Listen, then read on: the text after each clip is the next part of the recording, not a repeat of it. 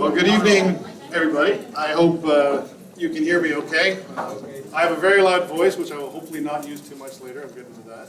But my name is Mark RUDY. I'm with the Lakeview Ratepayers Association. And on behalf of the Applewood Acres Homeowners Association, Lakeview Ratepayers, Orchard Heights Ratepayers Association, and the Sherway Homeowners, I'd like to welcome everybody here in the room tonight, candidates in here in the room, and those who are watching on the live stream to tonight's debate. Before I get going, though, however, I'd like to call up Deb Goss, President of the Lakeview Ratepayers Association, just to give a land acknowledgement. Be louder, please. All right, I won't use the mic.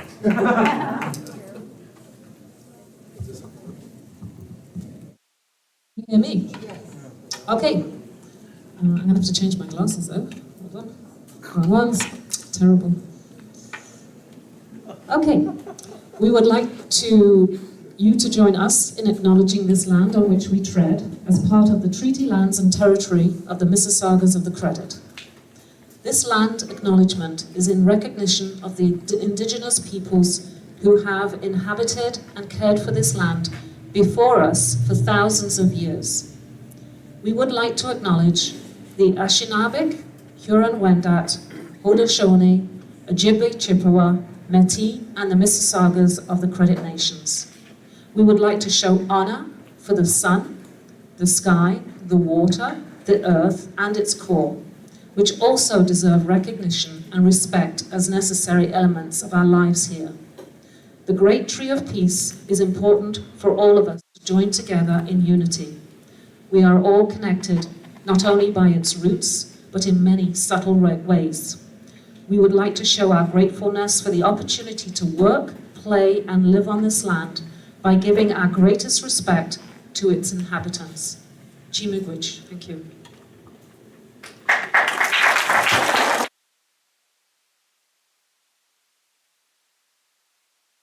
So I'm going to start off just with a couple of quick explanations on how we set up this evening. So to start off, we picked numbers out of a hat and seated the candidates accordingly. So in spot number 1, we have David ZENI from the Green Party. In spot number 2, we have RENATA CYNARSKA from the New Blue. In spot number 3, we have RUDY CUZZETTO from the PC Party of Ontario. Number 4, we have Brian CROMBIE from the None of the Above Direct Democratic Party. Number 5, we have Elizabeth MENDES from the Ontario Liberal Party. And in the number 6 seat is George CESCON from the Ontario Party. The questions, we've received a lot of questions from the community in advance. Hopefully you had a chance to submit. There's also a table where we are taking questions. We have some pre-selected questions already that we will start with. Just letting people know that if you do put in a question, it may not get to it just based on time. But we're going to start off with question number 1 going to the first person, and then the question number 2 will go to the second candidate. Each candidate has each candidate will be allowed time to respond to each of the questions, and each candidate has 2, we call them wild cards. They're almost what we're going to call, interrupt and I want to respond to that question. So once they've used those 2 wild cards, they cannot interrupt from that moment on. So we will start off, I should mention that in many moons ago in my university life, I was a bouncer at the local bar, and I do hope that I do not have to revert back to those days, and hope that everybody behaves in a proper way, not only for those in the room, but those watching on the live stream. So, I believe the wild cards, they can't interrupt the candidate. They have to wait till the candidate finishes, and then you can have their 2 minutes. Thank you, Trevor, for the clarification. Each candidate knows their time limits, and they will have a little bell too as well to signal the time. So, the first question of the evening will be asked by Beryl Chamberlain from the Applewood Acres Homeowners Association. So, Beryl, if you could come on up and ask the question. Oh, my apologies. Yeah. Thank you. So, each candidate will now get 5 minutes to do a short introduction. All right.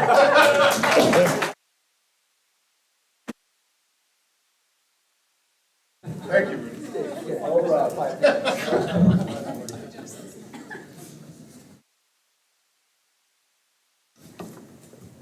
name is David ZENI. I am running in this riding on behalf of the Green Party of Ontario. I both live in this riding and work in this riding. In fact, you can walk to my house as well as my place of work from here. I work right around the corner. Turn it up. Sorry. Sorry. I work right around the corner at St. Paul's Secondary School, and I teach math. I'm the department head of mathematics at the school. I spend my free time coaching basketball, which I volunteer to coach both the boys and the girls basketball teams at St. Paul, as well as coaching sailing and windsurfing, taking care of my two beautiful children, and supporting my wife. She also lives and works in this riding. It's my mission to take immediate action to combat the climate crisis through embracing a new green economy, building connected communities, and restoring healthcare and education. If elected, I will work collaboratively to affect positive change in our community by championing both healthcare and education. I work here as the department head of mathematics at St. Paul. My children also go to school here. They go to St. James, which is also right here in the neighborhood. If elected, we will improve the funding formula for education by lowering the ratio of students to teachers, because it's so important that we support our weaker students in our schools. We need to be able to provide them support in academic resource and support for all our students with disabilities. When the ratio was increased, teachers were taken from our special education departments and moved back into classrooms, which left gaps for our most vulnerable students. We need funding to support our post-secondary students as well. Our party is going to support 60,000 scholarships for students going into the trades, because we know that the burden of education should not lie on the young. We need to support our healthcare system. We need to support our healthcare workers, our doctors, our nurses, and our PSWs. We will immediately repeal Bill 124 and support the nurses. We will support a nurses task force, which will work to increase wages for nurses. We will allow them to unionize and collectively bargain a new agreement, and them $35 per hour until a new agreement is reached. We will also support increased wage for PSWs to $25 per hour so that we can hire and retain more PSWs to care for our elderly and our sick, which is so important. I will work collectively with our community on zoning and housing. We were lucky to be able to move into this community when we did. I have teachers now working for me who cannot afford a down payment on a house. They are professionals with debt after university education, but they cannot afford a condo in Mississauga. So we need to support our people in this community by zoning for medium density infill building of the missing middle. We need to do it along transit corridors, such as the Queensway and Dundas, up Hurontario, and up Cawthron. Our party will mandate inclusive zoning and 20% affordable housing in new developments. It is important that we increase density by building for the missing middle, for the protection of the environment. We know that we must also protect the most marginalized in our society. We will double ODSP in order to take care of the vulnerable and give deep tax cut subsidies of $20,000 for retrofits of houses.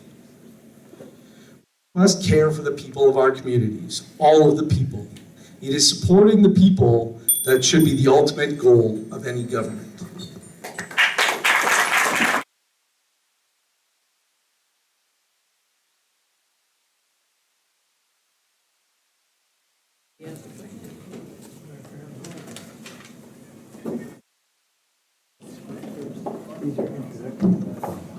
Good evening. My name is RENATA CYNARSKA. I am candidate for MPP position from New Blue Party of Ontario from riding Mississauga-Lakeshore.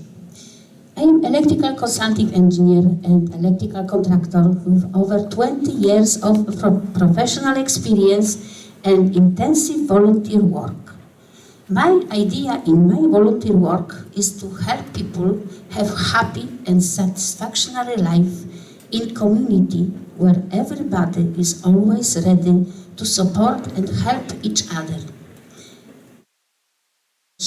What I did was in community like Association of Warszawa, Częstochowa, Seniors Group.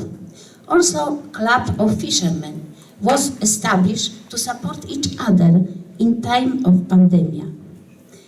Next, I help people with formal education in electrical engineering to upgrade their knowledge in English language and electrical engineering theory to get a local electrical contractor license.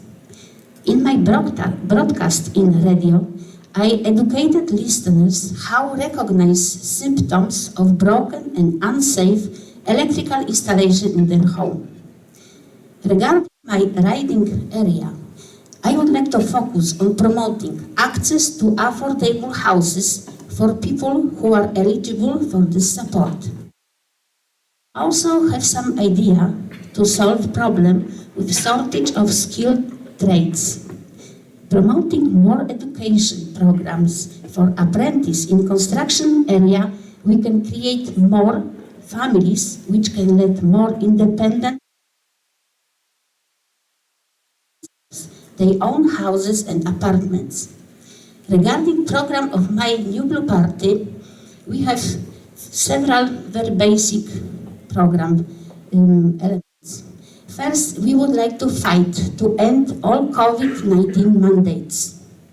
Next, ban on COVID vaccine passport. And next, renew political accountability. This problem with all financial decision what was taken during the last 4 years. Next, we would like to provide tax relief, but cutting from 13 to 10%. Next, we have a lot of to do in reform of our education.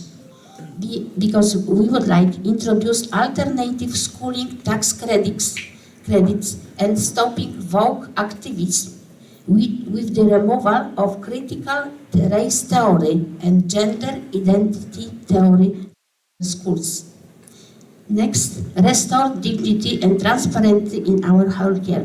We would like to rehiring all medical doctors, all nurses, because we need them lots of. Right now, we have a lot of shortage of this stuff, and I think that not afford to stay them at home or doing something which is not proper for her for their quality.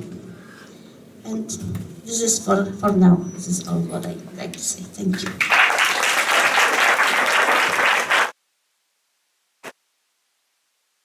Come up just quickly before you start, Rudy. I forgot to mention, please turn your phones to silent or completely off. Thank you. Good. Pleasure to be here with you in person tonight, and thank you for joining us.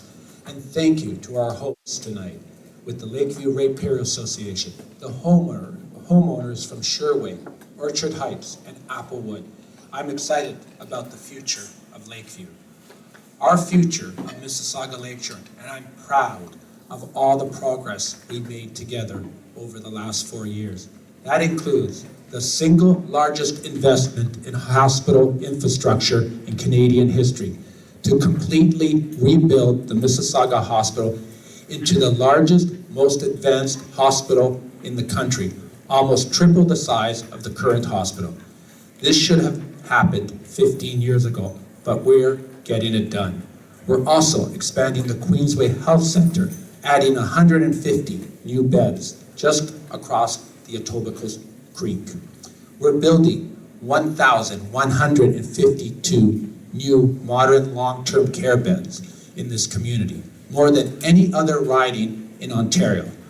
We are investing $5 billion in the new Hazel-McCallion line on here, Ontario, and $56 million in a bus rapid transit corridor along Lakeshore. This project will be a game changer for Lakeview to support our growing population along Lakeshore. We're also investing hundreds of millions of dollars to improve the QEW, including the Dixie Interchange. And we're building new affordable housing in our community, including the Lakeshore Lofts, which are just opened in Lakeview. But we know there's more work to do. We have a plan to rebuild our economy, build highways and other key infrastructures, keeping costs down and putting more money in your pockets. Work for workers by getting more young people into the skilled trades. And we have a plan to stay open. As well, I've lived in this, my family has lived in this community over 72 years in Port Credit. If anyone knows where the Crooked Q is today, the door that goes into the Crooked Q was my grandfather's shoe repair in 1958 with the movie theater The Vogue. As well, the Brightwater development today was a refinery, and my father worked there in 1953. And I grew up down the street at 23 Mississauga Road south of the Lakeshore, which is still known as the CUZZETTO residence under the Home Heritage Act. I've never left this community. I grew up in this community, and my family is being raised in this community. And I'm looking forward to sharing more details about this tonight. Thank you very much.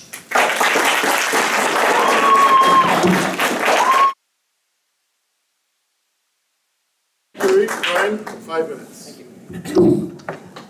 Thank you very much for the opportunity to visit with you tonight and to tell you a little bit about me and the party that I'm running for. And I know you're going to laugh, the none of the above party, but the reality is, if you think about it, the plurality of Canadians today are actually voting for none of the above.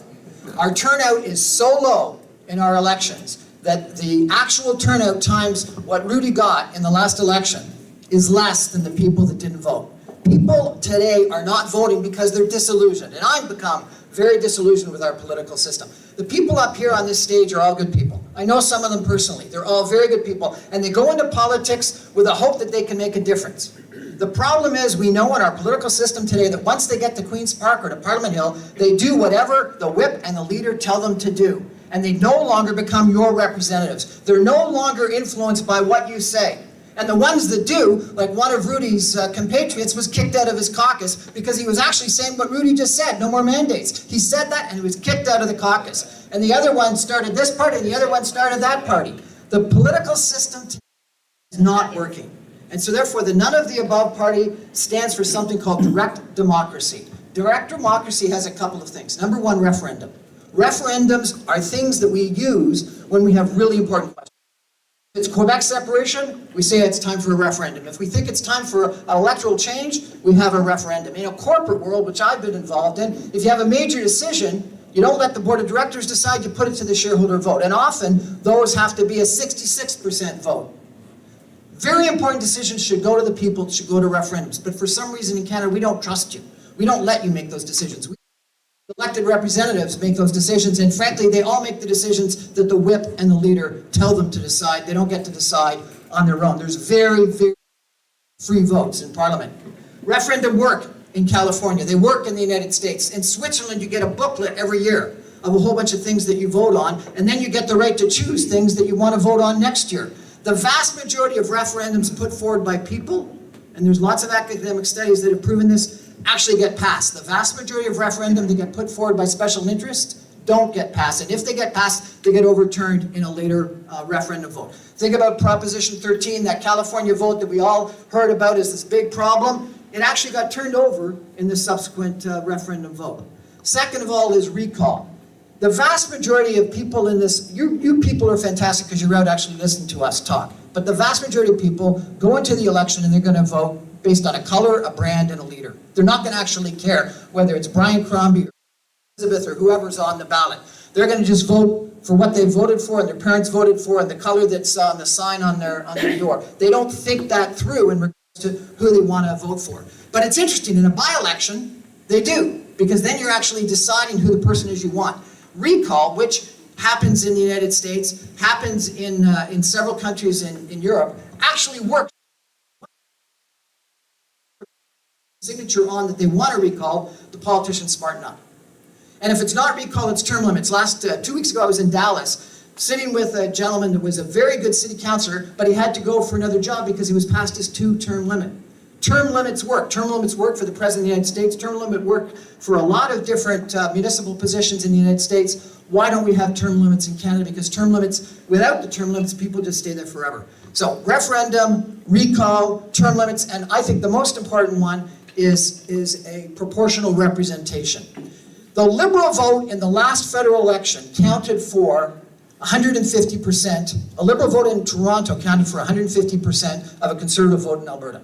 Think that through. Is that really democracy? Is that really one person, one vote? And the reason why is because the Liberal vote was split and they won with 39%, and the Conservative vote was centralized in rural areas and in Alberta, and they typically won by 52, 55%.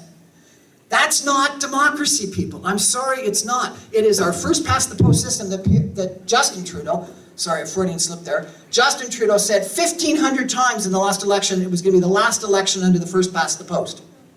And he lied, because he didn't. As soon as he got in power, he realized it was better for him to keep that system that was keeping him in power. So I apologize. I've been involved in politics for 50 years. My first political event was when I was 12 years old, working for my second cousin at the time, who ran for treasurer of the Liberal Party and leader of the Liberal Party. He ended up becoming treasurer of the Liberal Party. He was premier of Ontario in 1943. My father was in municipal council in Markham, and I've got another relation, or former relation, that's somewhat involved in politics. And I tell you, that whole involvement has taught today. It's not, and we've got to change it. Direct democracy is the way to do it. Please consider voting for me. Yeah.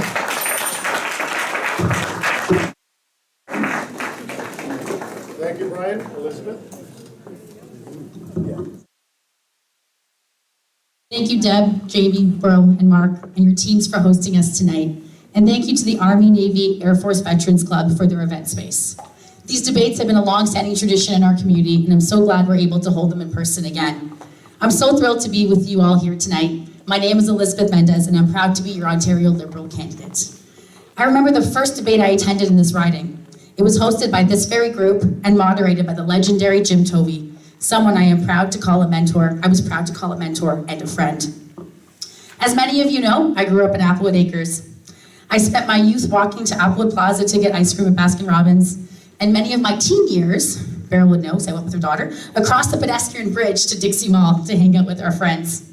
I've always been impressed how our community always pulls together, whether it's by putting on the best Halloween decoration competition or hosting the annual Easter egg hunt, an event I was finally happy to take my daughter to after 2 long years of the pandemic. So coming to a debate here is like coming home. I was extremely lucky to start my career right here in this riding back in 2007 with the former member Charles Sousa. I work closely with groups, like many of you in this room, to get things done for our community. We built so much together over the years. We opened up our waterfront and stopped the power plant. We secured 45 acres of waterfront green space in Lakeview and 64-acre conservation area that will forever honor Jim Tovey's legacy. These projects are built on contributions set by community organizers, like our hosts and like many of you in this room. The community set a vision and a plan, and now we're finally building on that vision together. But we are at a crossroads of massive change. I'm raising my family in Applewood Acres, and I know many of you see the same issues that I see. If I'm lucky enough to be your local representative, I'm committed to fighting alongside you for the issues that matter here. I'll work with you. I'll consult with you. I'll build with you. Unfortunately, this government's recent housing report blamed residents for wanting to consult on buildings that could impact community character. We're not a NIMBY community. We care about this community. If our party is elected, I will promise not allow MZOs into communities. Why should a ministerial zoning order take precedence over local knowledge? You know this community best, not the public servants in Toronto. Our party will scrap MZOs and work alongside municipalities to bring in gentle density so we can build real housing that's affordable. We'll focus on as-of-right zoning in line with neighborhood character, and we'll build more affordable homes. And as we build more affordable homes, we'll need better transit, like a stronger plan for the Lakeshore BRT. And finally, two-way all-day GO for the Milton line. I took that GO train for over 10 years from the Dixie line, and I know how important that is for commuters in Sherway and in Applewood. We can't pave our way out of gridlock.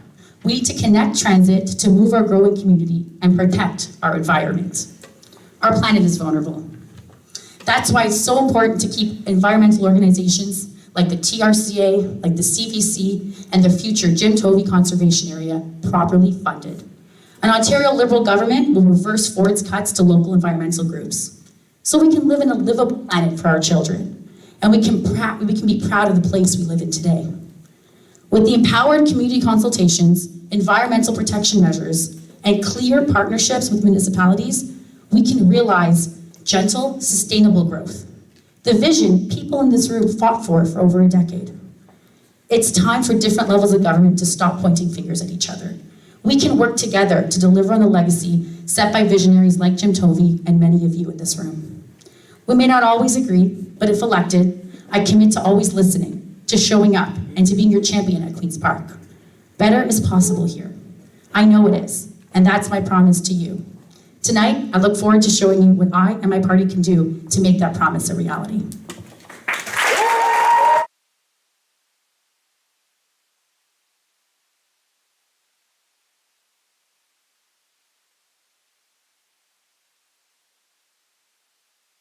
Be careful going around there or come around. Sorry, George. It's okay, I just knocked Brian off. Hey, George.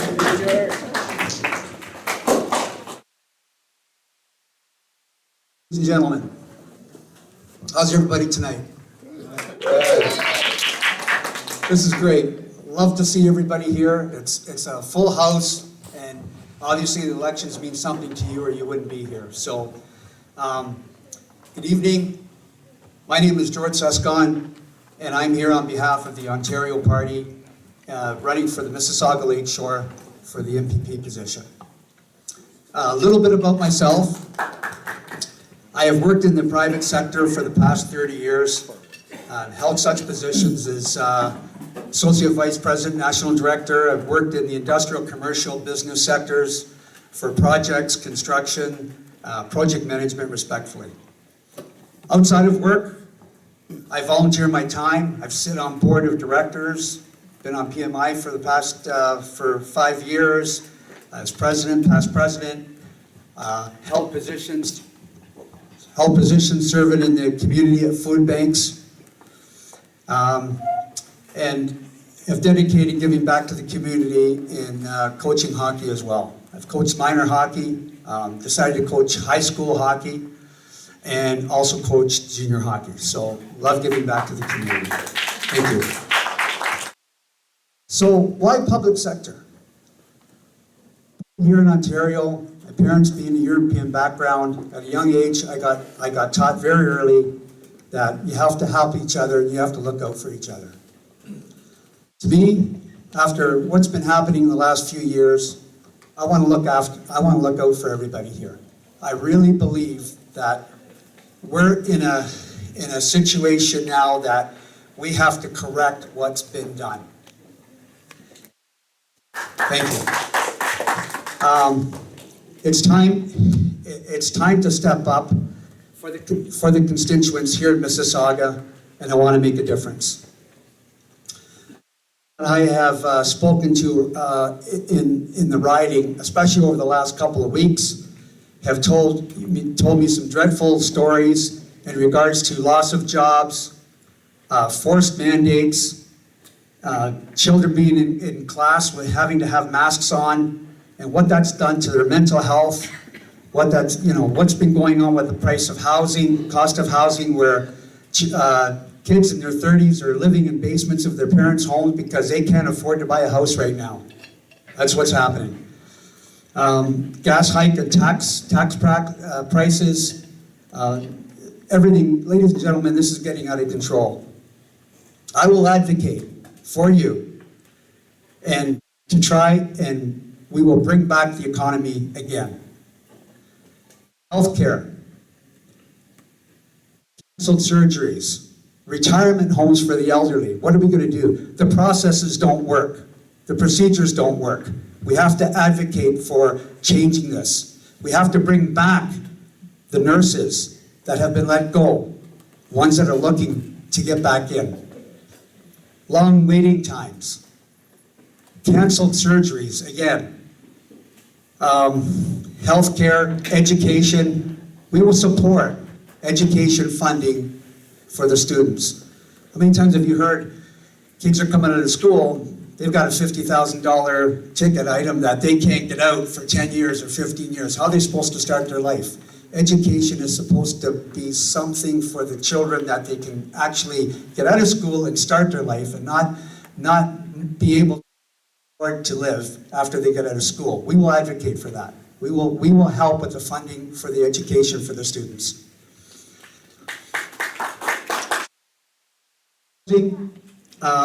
MZO, ministerial zoning. I talked to a developer on Sunday of the long weekend while I was out canvassing.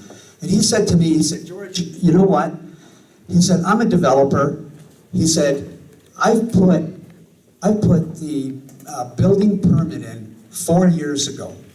I said, you're kidding. And I said, and what happened? He said, we're still waiting.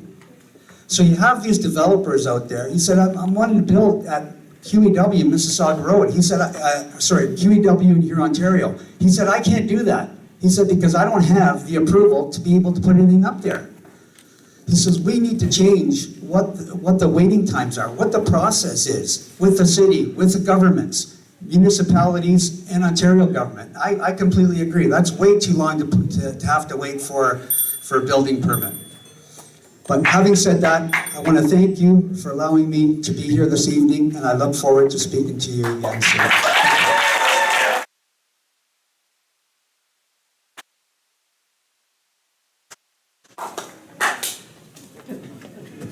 So, now that we got the introductions out of the way, I would like to call up Beryl Chamberlain from the Applewood Acres Association to ask the first question, which is going to be directed.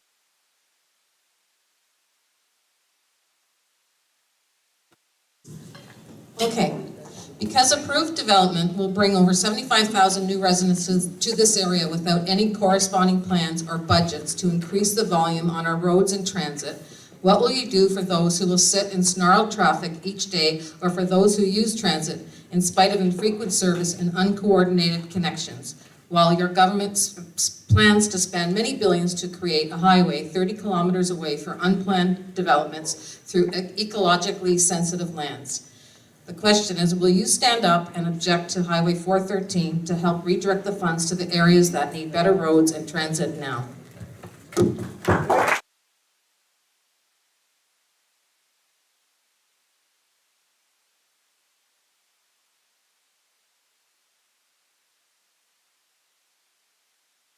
Our wetlands are so important to us. They are one of the largest carbon sinks in all of nature. Our forests are so important to us, and food security is massive. We are experiencing a food shortage, and it's only going to get worse. If we pave over our grade A farmland, that is a travesty. Our party will stop the 413 and the Bradford bypass.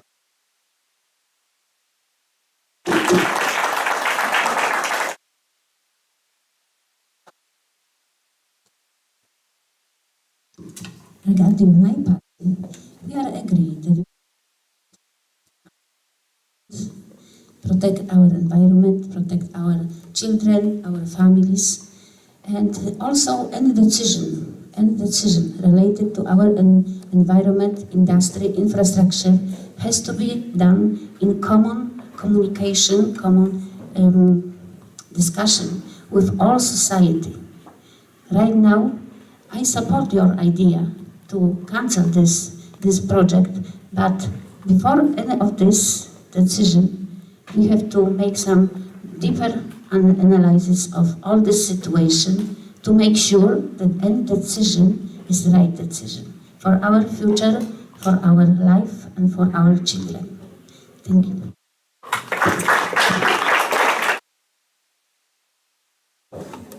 Thank you very much. What we're doing, we are investing in public transit, and down here, like I said, we're putting a BRT on Lakeshore and an LRT up here in Ontario to help move people through the community, especially with the large developments that are happening. But in the next 10 years, we have 2 million people moving into the Golden Horseshoe. We're going to need 1.5 million homes in the province of Ontario, and we have to build more homes. And as well, on September 18, 2018, I had a meeting with the Region of Peel with the mayors of the region of Mississauga, Brampton, Caledon, and they lobbied us for the 413. It was a big thing. It was one of their #1 priorities to build the 413, and we were lobbied at that time. There are some mayors that have had a change of heart right now, but that's what we were told at the time.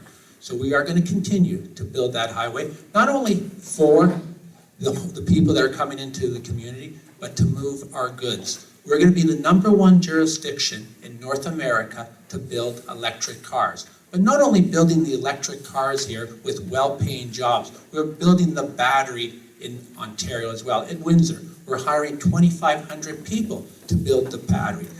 As well, we're going to be using our natural resources from the province of Ontario instead of getting cobalt from the Congo, where they use children labor to produce for those materials. So we are working to protect the environment, but not only that, we have already expanded the green belt in the province of Ontario. And as well, if we do touch the green belt, for every 1 acre we remove, we put 2 acres back. But let's go back into history.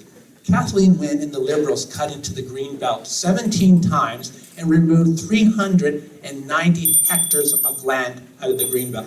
And the leader of the Liberal Party built an illegal pool with no permits on conservation authority land. And you can Google that.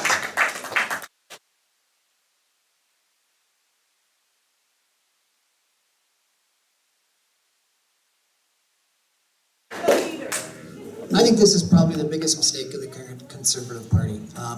The issue in Mississauga-Lakeshore in a couple of years, I think for all of you, is going to be unbelievably bad. I hate to tell you this, but you think about the development that's happening at Mississauga Road and Lakeshore, the development that's happening in Lakeview, and all the other development that's happening in there. And yes, we may have a BRT, but I don't want to see anyone driving up Dixie or Cawthra or Mississauga Road in 5 years. It is going to be a complete gridlock. If you try to go through that intersection at Starbucks right now, that's not timed, going through that in Port Credit, it's absolutely impossible. And this is a failure both of the municipal government and the provincial government that is not thinking through the kind of development that has to take place and putting transit in at the same time. And it is a complete disaster. And instead of putting the appropriate transit in place now, ahead of this development, they're planning on putting this development of Highway 413. And it's in the wrong spot. The Bradford bypass and the 413 don't connect. And then it comes down to the 407 and the 401 at the Milton-Mississauga border. Have you ever seen the 401 west of Mississauga border? It's a parking lot. Well, if you put in one more highway in there, it's going to be a complete disaster. The original plan maybe made a little bit more sense because it was going to go onto Guelph and Cambridge. This plan makes no sense. And I got to tell you, I can't trust a party that's making this decision when the last major decision they made on a highway was their premier, Harris, selling 407 for $1 billion. The stupidest mistake ever made for public in the history of the government of Ontario. I am absolutely convinced. The Mississauga-Milton transit line that Elizabeth was taking all the time, she talked about, according to both the Neptus Foundation and Metrolinx, has an 8-to-1 benefit to cost ratio. That is what we should be spending money on. The typical transit line has a 2 or 3 to 1 benefit to cost ratio. This one has an 8 to 1. And that's what we should be investing in, is all-day, two-way, frequent GO train service on the Milton line, and then maybe something coming down to Lakeview. Thank you.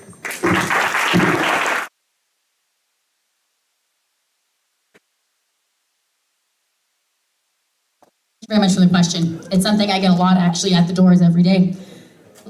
Let's be honest, Highway 413 is a highway that no one wants. It's gonna plow over wetlands, it's gonna plow over conservation lands, and it's gonna save you minutes on your commute. I have a 4-year-old daughter. By the time my daughter is in university, if that highway is actually gone through, that's when it's gonna be built. How is it gonna save us time on our commute? How is that actually gonna get us out of gridlock? What's gonna get us out of gridlock is by taking transit, by investing in transit. We have the federal government funds to fund the two-way all-day GO Milton GO line. One that can get you to and from Milton. It stops at Dixie. Many of the people in this riding take that line. I took it for 10 years. And after I had my daughter, I had to start taking the Port Credit GO because it was unreliable. I couldn't get back in time to pick her up from childcare. If we invest in that line, we get cars off the road. And let's talk about the Lakeshore BRT. I think our community is going to have a really serious conversation about how we're going to get around after all this development is made. Why doesn't the Lakeshore BRT connect at Long Branch? We should be having those conversations now with the city and ahead of knowing that there's development coming. How are we going to get up Cawthra? How are we going to get up Dixie? These are the conversations we need to have, not building a highway that no one wants.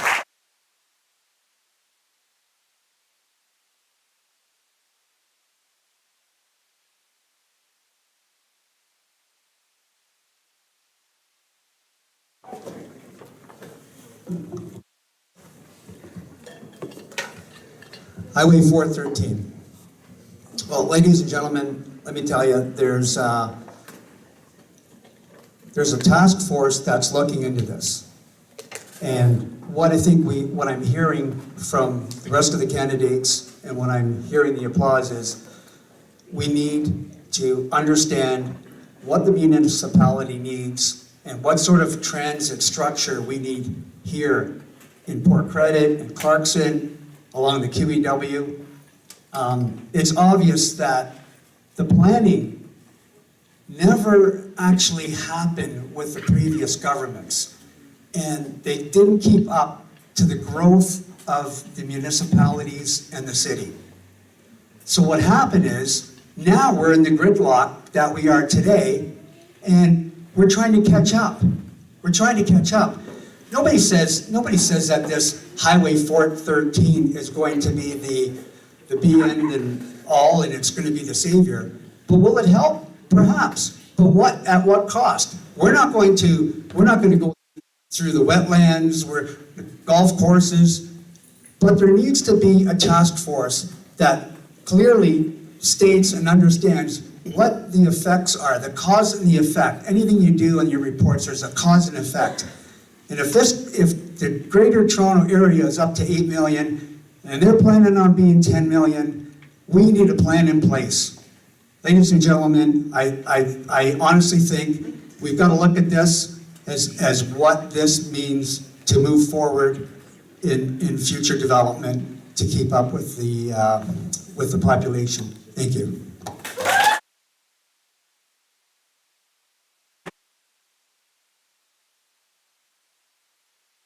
So before we move to the second question, I'll just ask the candidates if any of them want to use their wild card. All right. Question number 2, I'm going to ask Deb Goss to come up, President of Lakeview Ratepayers.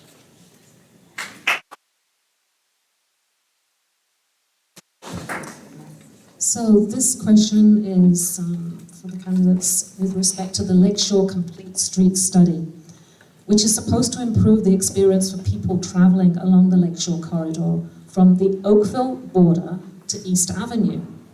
And guess what happens at East Avenue? At East Avenue, it becomes a BRT. So the bus will move into a BRT for 3 stops, and then it will come back out again. We're going to spend $55 million on that. It appears a little bit of a waste of taxpayer money to have 2 parts to the infrastructure. And what we're asking is that maybe there should be, right now, a more frequent service along the corridor. And wouldn't it make sense for it both economically and as a unified system? So what I'd like to ask is, what is your opinion on saving the huge cash outlay and improving the bus system now with increased service and a continuous service that runs right from the Oakville border to Long Branch?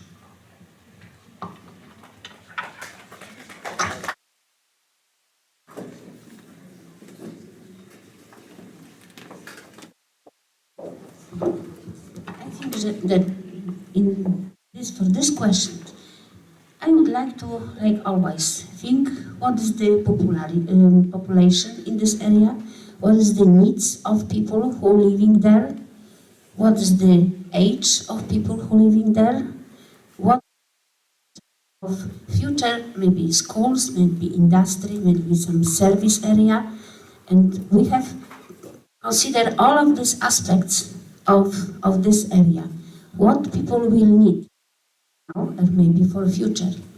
Like I thought, any decision has to be done based on very detailed information.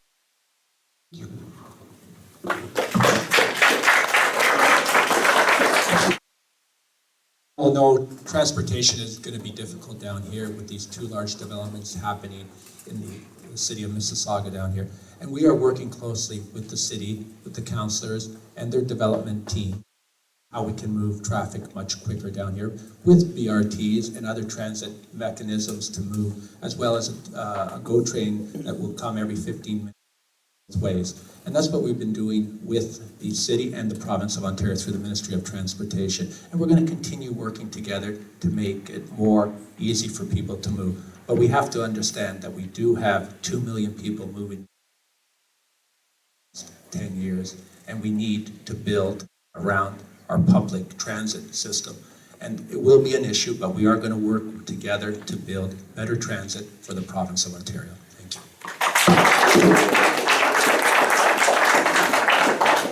One of my most enjoyable volunteer activities over the course of the last while is, for the last 7 years, I've been chairman of an organization called Transit Alliance, which is a GTA-wide civic advocacy organization for transit. I don't think that a bus along on Lakeshore is what is actually needed, particularly with the development at Lakeview and the development of Mississauga Road and Lakeshore. There was a proposal at one point in time to extend the Hurontario LRT down along the street that is just one street south of Lakeshore, across the Credit River to the Lakeview, to the Mississauga Road Lakeshore development. There was also, as you may know, a railway track that goes right from the GO train all the way right down to Lakeview, because that's where some of the coal came in.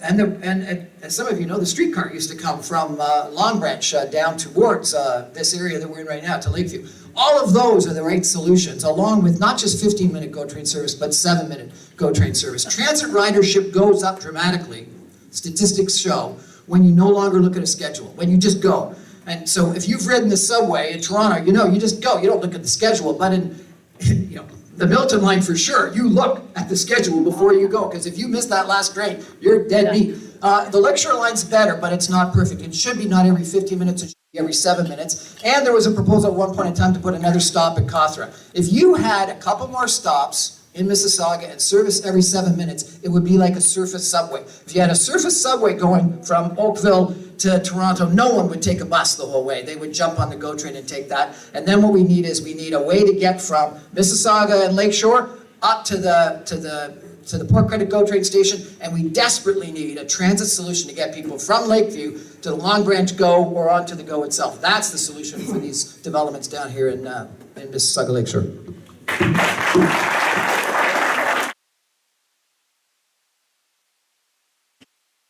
Thanks for the question, Deb. And Brian, you're right. When we were doing the Lakeview Visionary Study, there was a lot of conversation about having that GO train right after on Cawthra, just a stop after Cawthra. And I know that Jim Tovey and John Dennehy's vision included big sidewalks, big walkable sidewalks. And that's one of the things I worry about as they're building the BRT. And if I'm lucky enough to be elected, one of the first things I'm going to do is have a conversation with the city of Mississauga to ensure that as we're building this, we're understanding that we're not jeopardizing our walkable communities in Lakeview, because that's what the vision entailed. That's why it was going to be such a place people wanted to go down, because you can walk there safely. I think we also need to have a conversation about how to get people back onto transit. I think the pandemic has scared a lot of people to get back into transit, and now we need to make investments in subsidized transit. I'm happy that our plan involves $1 transit fare for 2 years until 2024, so that we can get people back onto transit so they're not afraid and they can save money, so they're not having to use their cars. But with that, we have to work with the City of Mississauga to ensure that we have more reliable Mississauga transit. If you talk to anyone who grew up in Toronto, it was normal for them to take the TTC, the subway. Talk to people here in Mississauga, not many of them have taken the Mississauga transit. So we need to work with our municipal partners, with our federal partners, and as the province, we need to make sure that we're making the investments so that we get it right here. We're having a lot of people move into this area and into this riding over the next 10 years, and we need to get this right.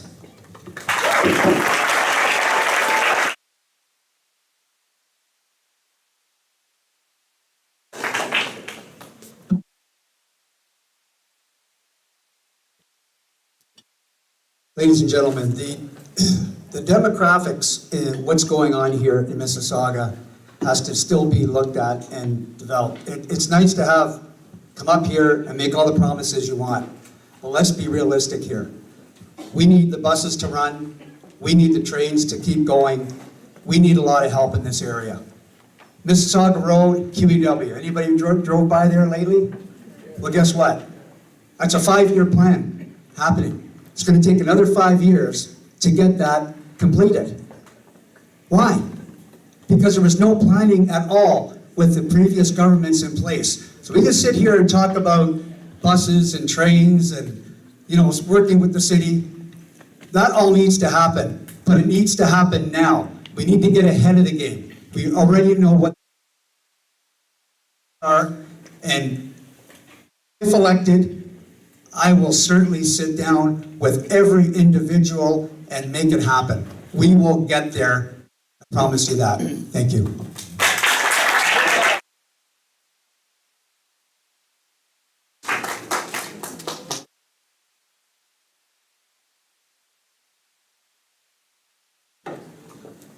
We need to prioritize public transit in all of our decisions, and we need to proactively plan transit before we plan communities. Our party will immediately cut transit fares in half for all Ontarians, including the GO and municipal fares. We're going to restore a 50% cost sharing between the province and municipalities, which will increase access to transit. We need to expand all-day two-way GO service to leave every 15 minutes and 30 minutes on off-peak hours and even on the weekend. And I know it's not as much as is recommended, but we have a limited budget for this, and we need to subsidize it through government spending. We also need to implement Vision Zero to prioritize road safety for pedestrians and cyclists. I can tell you, I ride my bicycle to school every day in the good seasons, and I am terrified riding down Cawthra and riding down Lakeshore. It is a terrifying experience, which means it takes me twice as long to ride to work because there's no better way of getting there. Our government will fund municipalities to build protected bike lanes for cyclists while preserving safety and curb access for seniors and peoples with disabilities. We will support sharing and rental systems for bikes, e-bikes, and low-emission vehicles, and require secure bike and e-park biking and charging to be provided at all new multi-unit buildings.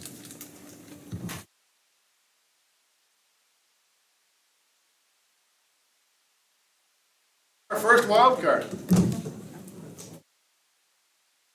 I think the political parties, the main political parties are trying to buy your votes with gimmicks. And this $1 a fare transit is a gimmick. And the no sticker fees and the no toll fees are a gimmick. And the worst gimmick that you're being presented with right now is to do away with public long-term care. The long-term care problem has been a problem with bad ventilation, bad regulation, bad standards, not for-profit versus not-for-profit. So gimmicks aren't what we should be doing.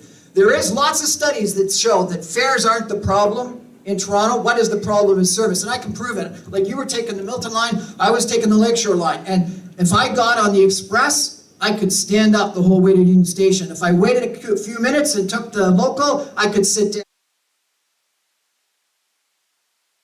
Speed is what people want. They'll play the same fare and they'll take the speed. It's speed and it's frequency that people want in transit. It's not $1 kind of fares. That said, in London, if you go to London, what happens at 10:30? Fares go down by 50%. So seniors and students and people like that that are willing to change off peak, that you can give a to, and that makes a ton of sense, because if we end up having a whole bunch of extra people, and by the way, ridership is back to 80% of what it was before, so people are back taking transit today. So getting a whole bunch more people to take between 7 and 8:30 is not the right thing. It's a mistake, because it'll end up discouraging a whole bunch of people that'll end up taking cars because it's too crowded and they can't get on. So that's a gimmick that doesn't make sense. But reducing the fares at 10:30 to half price, a whole bunch of people that could then use it makes sense, and it works in London. Differential pricing we use in airplanes, differential pricing we use in hotels, we use differential pricing for movies. Why can't we do it for transit? So don't give in to the gimmicks. Let's have governments that actually come forward with some policies that really make sense, please.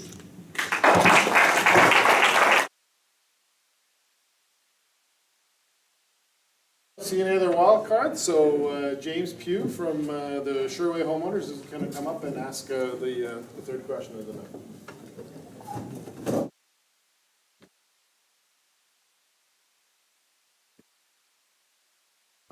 Thank you. This question deals with the environment and air quality. Most of it pertains to the Sherway neighborhood. Despite community outcry and constant reporting of air odor issues in the Sherway community, the current government over the past 4 years has made little progress on addressing this particular issue. If elected, what would you do to address air quality issues, smells, work with local industry, work with Ministry of the Environment, and add monitoring stations to the areas most burdened with air quality issues?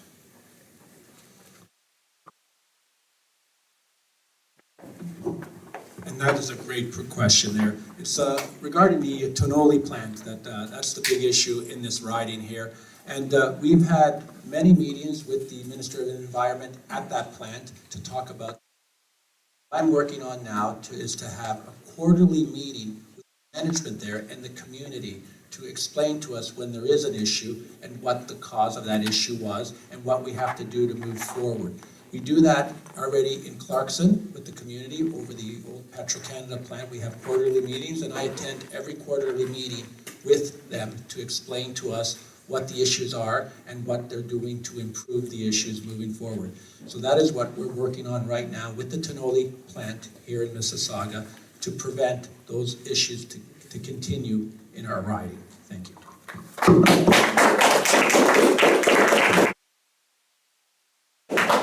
I think this is a wider, really important issue that we as a community really have to give a lot of thought to. We have had in Ontario the largest reduction in carbon dioxide, climate change gases of any subnational jurisdiction in all of North America. And it's not something that we brag about. It's something that we sort of don't recognize, but it is, and it's massive. And why is it? It's because we've closed down all the coal generating plants. But the thing we don't admit to ourselves, and particularly the Green Party, and I'm an environmentalist for sure, but the thing that the Green Party doesn't admit is the solution has been nuclear power.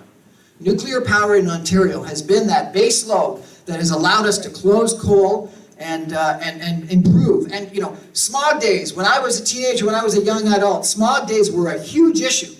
Air quality is concerned in Toronto. We haven't had smog days in the last 5 years in Ontario.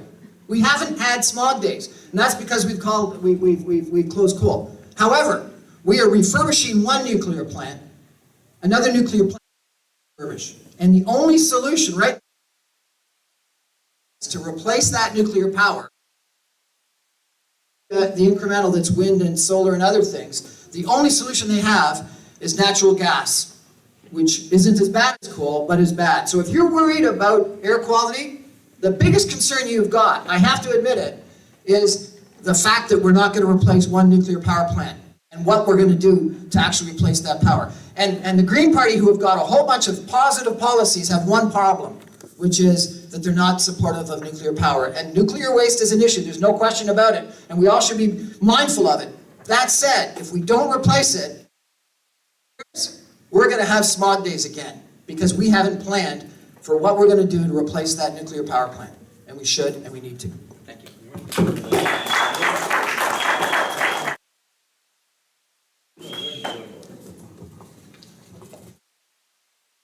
Thank you, Jamie, for the question. I said in my opening statement that I had the honor of working for the local member for many years, and with that came the constituency office, and I answered many of the phones for many of the residents in this community, and we got on a regular basis questions about Tonoli and about the smell. And so when I got nominated as the candidate here for the Liberal Party, I contacted Tonoli and asked if they would sit down for a meeting. They're now under new management, under Tara Pure, and we had a conversation, about how they're changing how they're looking at their emissions, how they're working with the community, and unfortunately, they still don't have enough monitoring stations. So then I asked the general manager there, has the provincial government given any grants or any assistance through grants to see if they can help work with you? And they said no. So I went back to our party as we were building our platform, and I said to our party, we need to have a grant program in effect to work with high emitters in our community. We've done this with the Clarkson Airshed study. Our government put in the Clarkson Airshed study in 2011. Unfortunately, it's been shelved. I don't think the Minister of the Environment knows it exists. But it actually talk about monitoring air emissions in Clarkson.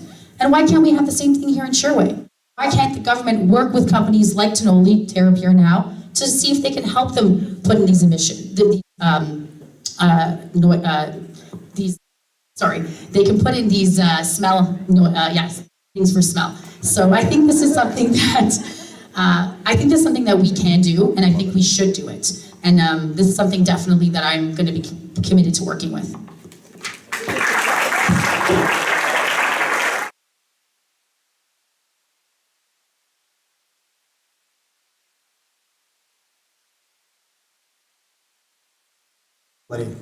Air quality is certainly an issue in the environment. If elected. If elected, our party will work to clean the air, the soil, and the water. Right now, there's a lot of sewage that is going into the lakes. There's sewage going into the rivers. And nothing's being done about it. Nobody's looked at that. We need to look at what the effects are to the environment, not only for the smells, but the water that you drink. This has to be looked at from an environment, from a provincial perspective, and we have to stop. There were supposed to be gas plants back in the day to help with some of the concerns, and I believe the Wynne government had looked at that. The Liberals spent $11 million and canceled it. $11 million of your money have been just canceled, it's thrown out the window. So these are things that we're going to do a study, we're going to look at that, and we're not going to waste taxpayers' dollars. Thank you.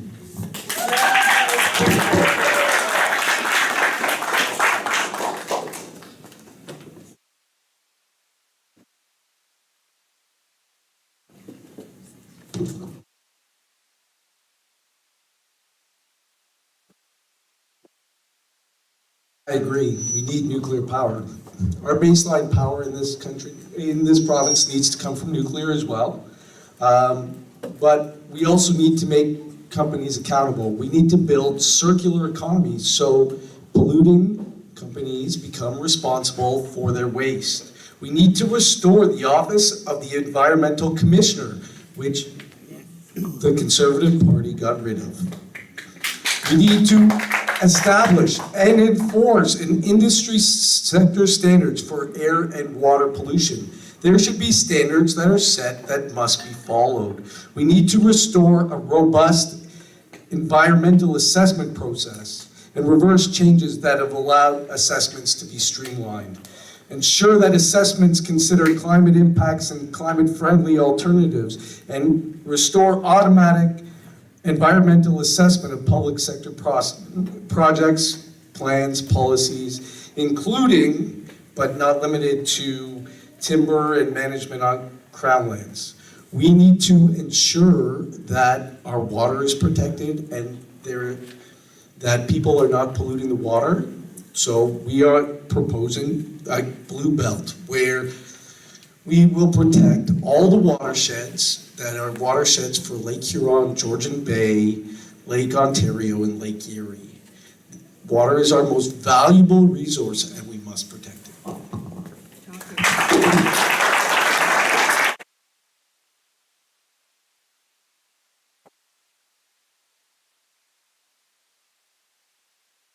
There is problem with environment, water, air, quality of air.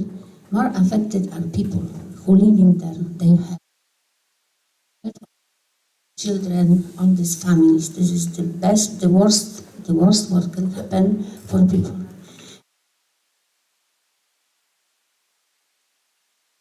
Safe life and health for people, it is the most important. First, in factories where is some pollution problem, we can introduce new technology, new quality of air, new technology. If this is impossible, maybe we should provide some restricted area. For area where we know where is very danger environment for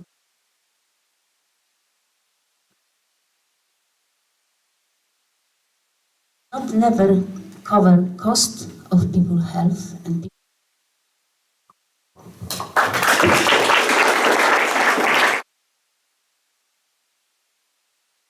I don't see any yellow cards in any candidate's hands, so I'm going to ask Beryl to come up and ask the next question.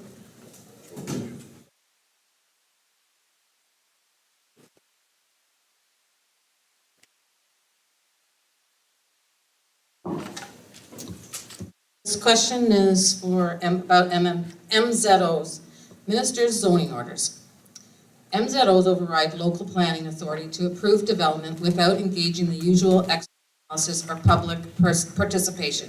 In the past 2 years, the Ontario Progressive Conservative Government has issued 44 MZOs.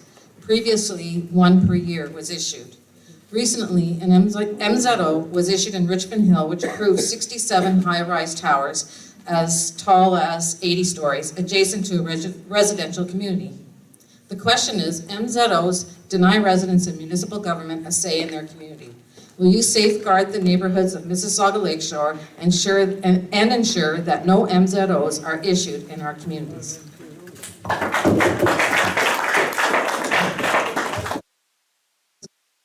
However, you've got to think about what the cause is here. The cause is, and Rudy's right, we've got a population the size of Montreal moving to Toronto in the next 10 years. Where are those people going to live? And the problem is that local municipalities haven't increased supply. And whoever it was that talked about, I think it was George that talked about the 4 years that it takes to get development done. It takes way too long to get developments approved, and the municipalities don't have zoning or official plans that's anywhere consistent with the places to go legislation that either the Liberal government put in place before or the planning for the density that the Conservative government has now. So local councillors aren't doing their job, and so what ends up happening? They go to the Ontario Land Tribunal. Do you know what happens at the Ontario Land Tribunal? 97% of the cases, developers win, and the cities lose. And what happens is the cities say, my residents are upset, so I'm going to turn this down, and they spend hundreds of thousands of dollars taking it to the OLT, and then at the OLT, the developers still win. The problem is it takes another 2 years and another $500,000 in fees, which means that you get less stuff built. And so the solution that the current provincial government has, and I got to talk about this affordability task force that was mentioned earlier, came up with 55 recommendations. A lot of them were really good. Do you know how many the provincial government implemented? 5. 5 of 55 they instituted. And this was a task force of environmentalists, of councillors, of industry people, of developers. 55 great recommendations, only 5 losing some votes in the upcoming election. So the problem isn't MZOs. MZOs and the Ontario Land Tribunal are the solution that the provincial government has put in place because we don't have enough supply of land available that the municipalities are making available to build. And so the solution is quicker approvals, increased densities around transit nodes and major arterial roads. That's the only solution for our housing problem going forward. Yeah.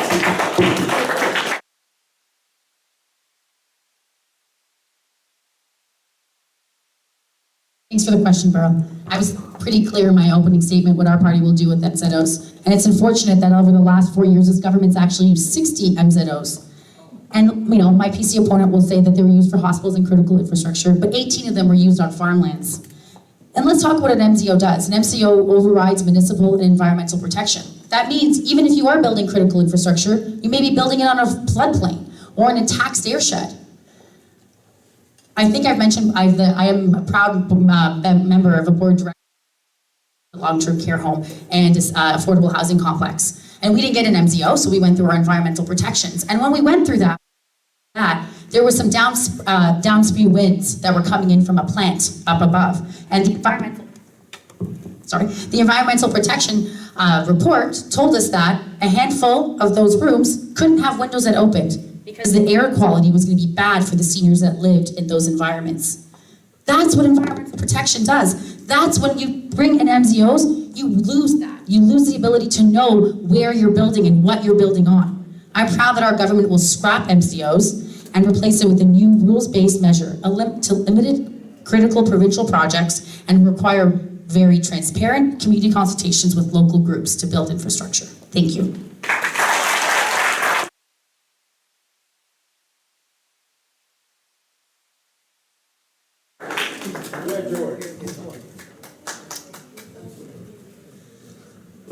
A lot of good points by my fellow candidates here on MZOs.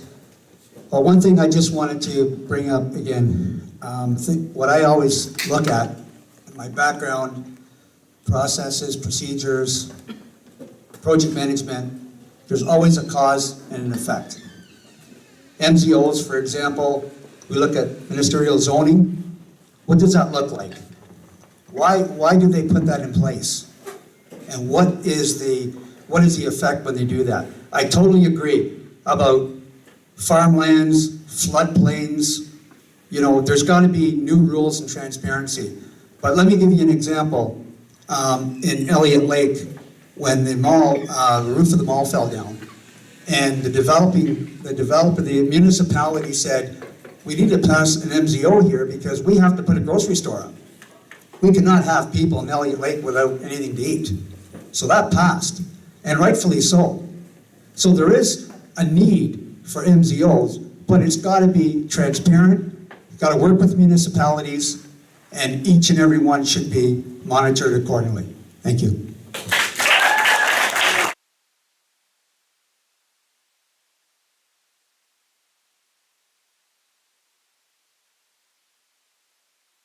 So we're in the middle of a housing crisis, and I talked about it already, where housing prices are out of reach. Our government wants to update the Provincial Planning Act, and we want to pre-zone to allow triplexes and fourplexes as of right within existing urban boundaries. That means people can subdivide their houses without getting a permit for it. This is so important for increasing the availability of housing for people. We need to update the planning laws to pre-zone for the missing middle. We need to build buildings which are up to 4 stories high. No more than 4 stories high. We need to build them along transit corridors. We need to build mid-rise housing that will which will reach minimum densities along transit corridors as part of a growth plan within the community. We need to work collaboratively with the municipalities and the province and encourage municipalities to meaningfully plan for the future. We need to freeze urban boundaries so that we are not building outside of the cities, and then infill build for the missing middle. Thank you very much.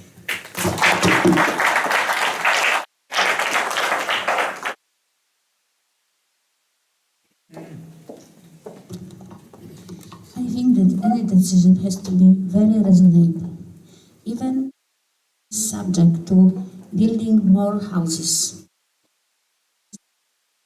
Also on situation, how much we need, how much we can afford for more density of people in a specific area.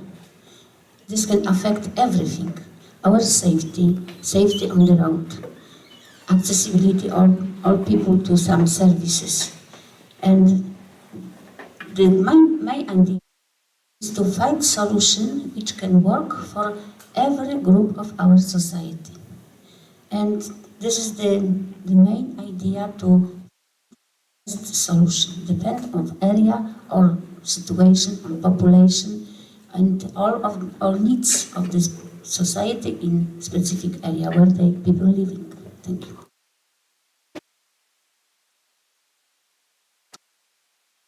Yes, MZOs. We have used them a lot in the province of since we've been elected, but we've used them for hospitals, long-term care, infrastructure, transit, and that's what we've been using for. The previous government used MZOs to build golf courses. We're using them when the city and the region ask us for it. We do not use an MZO. The province doesn't go in there and give an MZO. We sit there and wait until the city and the region ask us for an MZO, like the Mississauga Hospital. And the one that asked for the MZO is a Liberal candidate in East Cooksville, Demirla Depika. She's the one that asked for the MZO to build the hospital as a city councillor. So that's when we use MZOs in the province. As well, in Oakville, we used a reverse MZO, so the golf course did not get developed. So as a province, we're using MZOs to build more healthcare, more long-term care, more infrastructure. And it's only done on when the city and the region ask us for it. Thank you.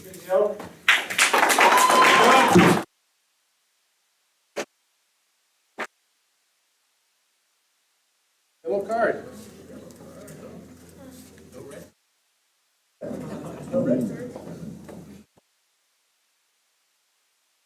See the poster, what the post regarding autism?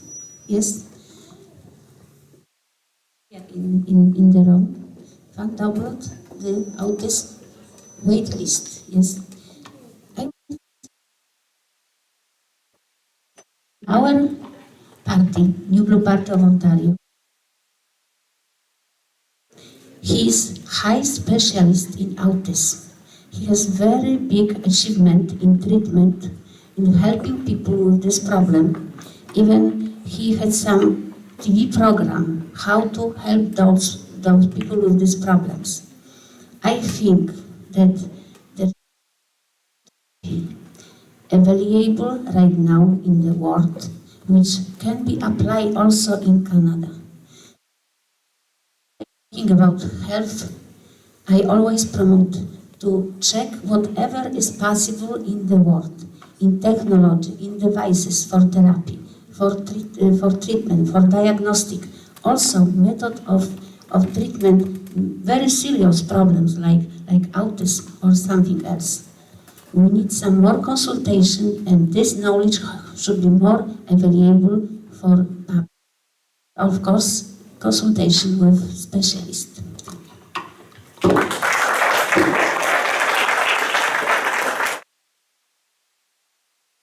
All right, we'll go for the next question then, and I'm going to call James up once again.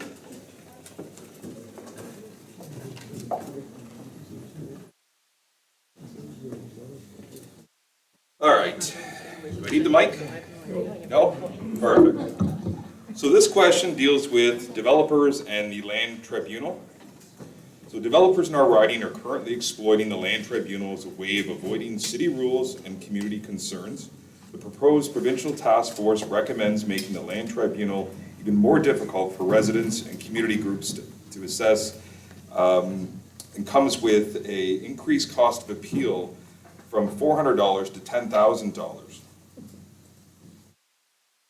So the question here is, if elected, what would you do to curb development exploitation and even out the playing field for residents in established communities who oppose the 4-story, 4-unit rental neighborhood infill?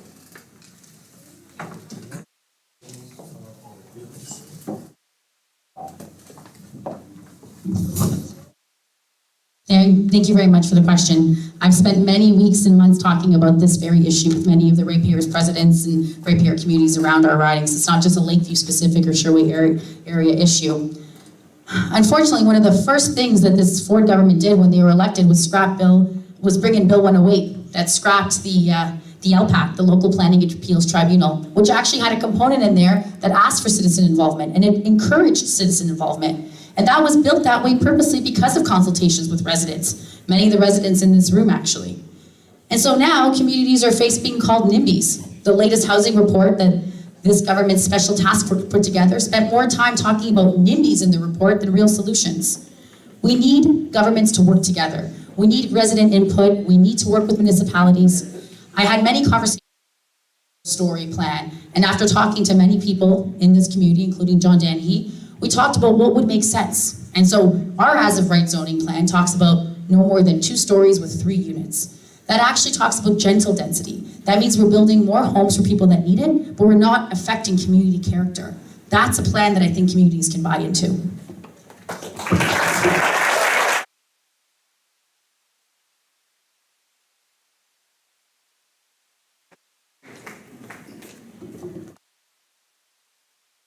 Land tribunal and developing. Apologies. Land tribunal and tribunal.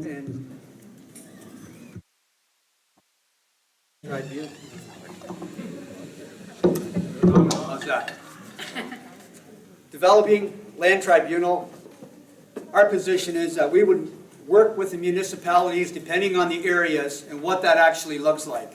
What areas are going to be affected, how it's going to affect the area, how it's going to affect the people, what the zoning. I've worked with municipalities in the past, worked with permits, worked with zoning, and had tremendous success as to what the outcomes are.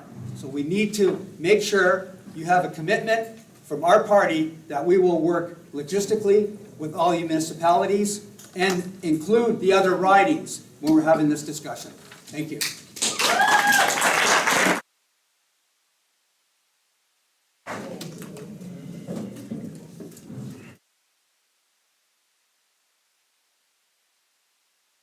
So I've talked about zoning for the missing middle and increasing infill and density. We're talking about it, doing it in a smart way along transit hubs. The zone for the missing middle, 4-story, multi-unit residences is to increase efficiency. Because when we zone that way, we can decrease electrical costs for heating. We can reduce our reliance on the grid, and we can provide more affordable housing for more people. We need to do it along transit hubs, which means we are not going to affect communities like this, but we are going to go up Cawthron along the road, across Queensway along the road, across Dundas, and up here Ontario.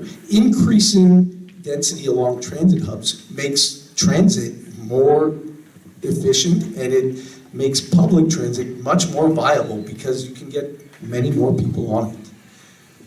We need to protect the land outside of the city because our agricultural lands are wild lands, and our forests and wetlands are a finite resource. If we pave over them, we will never get them back. That's why we have to build medium density in this city. Medium density is better for people. When we zone for housing where we have affordable housing, rental housing, and owned housing in the same place, we ensure that we bring those people who are in affordable housing, we give them good opportunities to interact with positive mentors and good people. And when we have mixed use housing, it is better for people in poverty and reduces crime rates. Middle density is the way this province should be looking towards. Thank you.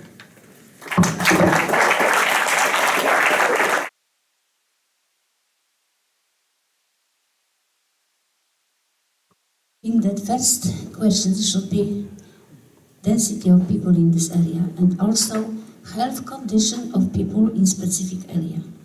If we have some more problems with mental health, autism, whatever, what is the reason? Why we have so many people with this problem? Why this situation we need more affordable housing for them? Maybe we need more deeper analysis. Why it is this kind of situation. And then decide what we can do for those people. Of course, they need special low-rent housing, some help for sure. But next problem is to try to involve those people in some social and work activity. One solution also to help those people to be more active, more healthy, and maybe finally more independent. So many affordable housing for people. Thank you.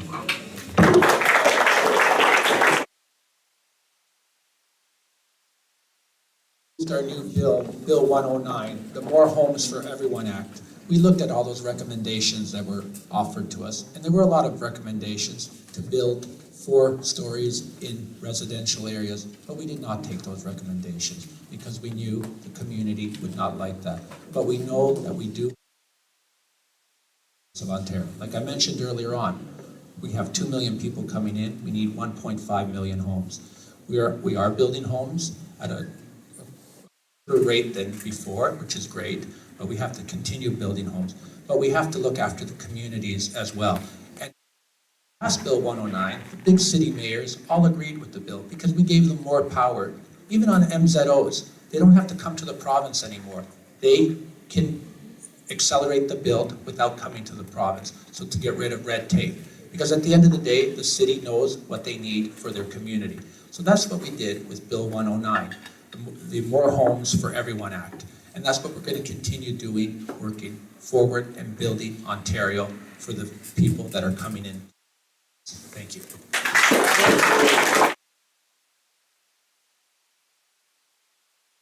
Housing affordability is the most important issue facing Ontario today. If you take a look at the Canadian statistics versus the American statistics, we are at the same levels of housing prices to incomes that the United States was in 2007, right before the housing crash in the United States. If you take a look at where we are today, U.S. disposable income versus housing price is 50% below.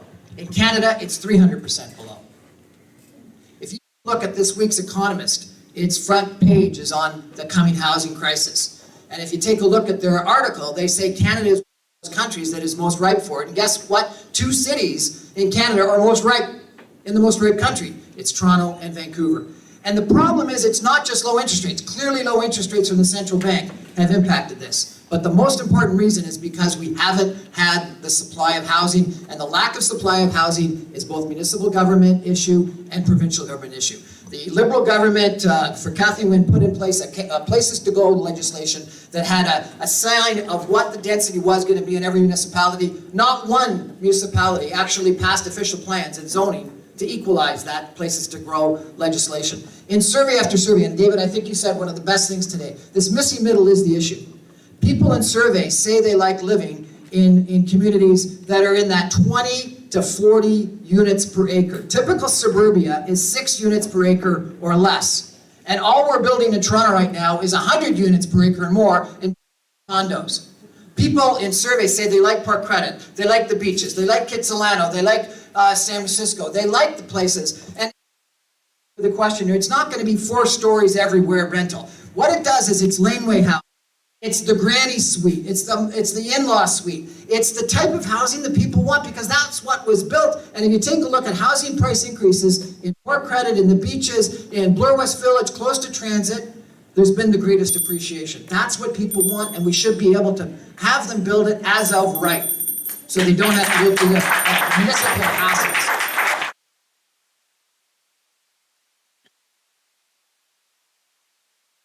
Yellow cards. Deborah, please come up for question number 6.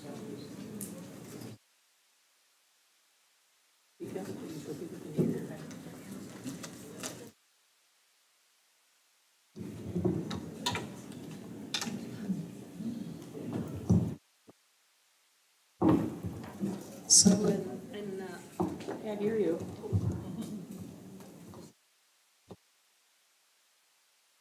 Louder. in Lakeview, we have a much higher than average Indigenous population. And we have this question from our Indigenous residents of Lakeview. The money to build Highway 413 will require $10.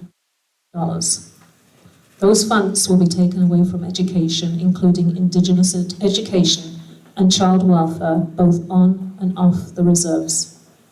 Indigenous peoples experience a disproportionate burden of ill health associated with the socio-economic context of their lives.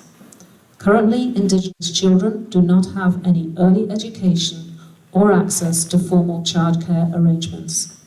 Investing in quality early education and care for Indigenous children will be one positive step in building a positive cultural identity in their young children. So there's two parts of this. How will you help take the step to early education for Indigenous children that is equitable with non-Indigenous children? And the second part is, what can you do to improve relationships with our Indigenous people, and what do you have in your program that will benefit Indigenous people and encourage them to vote for you?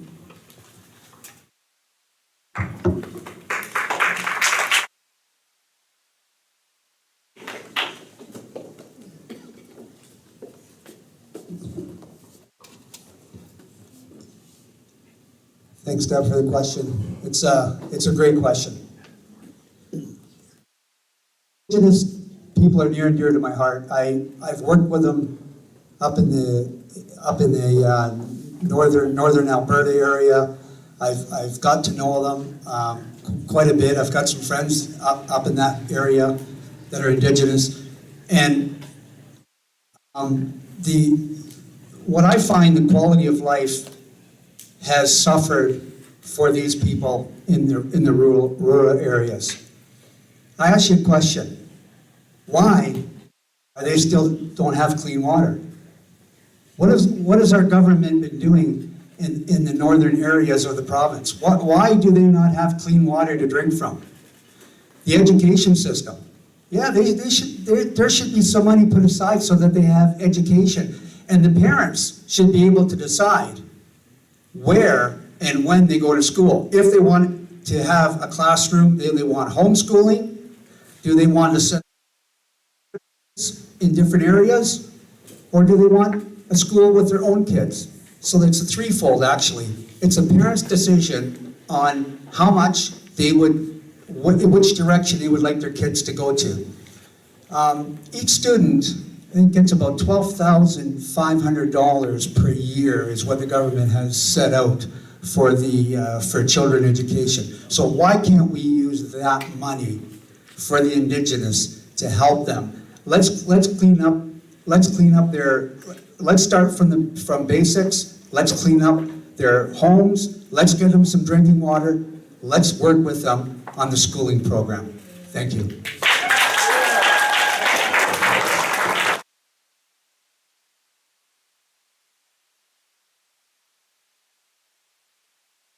Our party has a plan to work with Indigenous communities. We need to address the legacy of colonialism in residential schools.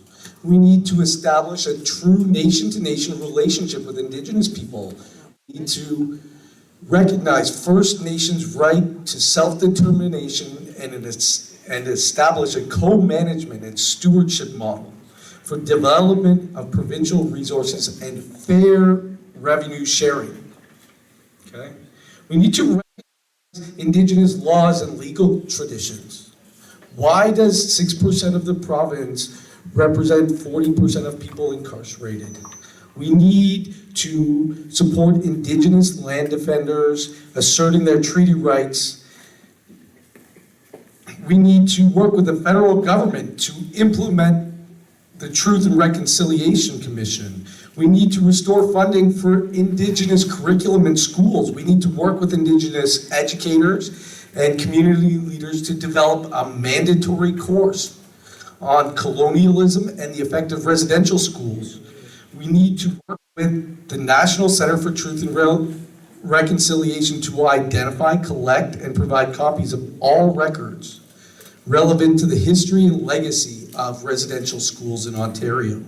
And we need to reform child welfare and protection services to address the overrepresentation of Indigenous children in provincial care by ensuring Indigenous communities are served by Indigenous-led providers, and produce annual reports on the number and proportion of Indigenous children in care.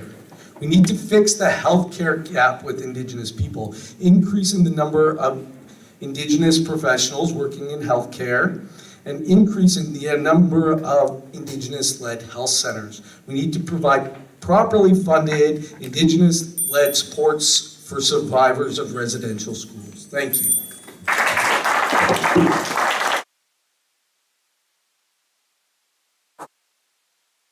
Education. In my opinion, the situation with Indigenous people and children is something totally unacceptable. I am first time in politics. When I hear something like this, it is totally devastating. How people cannot have clean for so long time in Canada. When I will be elected for this writing, first I have to take care about those people. They have, why they living in so very bad, very unhealthy, unsafe environment. It shouldn't happen at all. Thank you.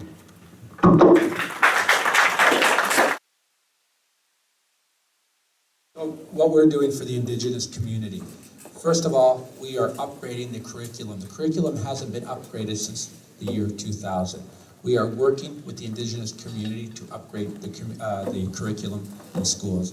As well, we are double funding for Indigenous infrastructure. As well, $6 million for childcare in the Indigenous community.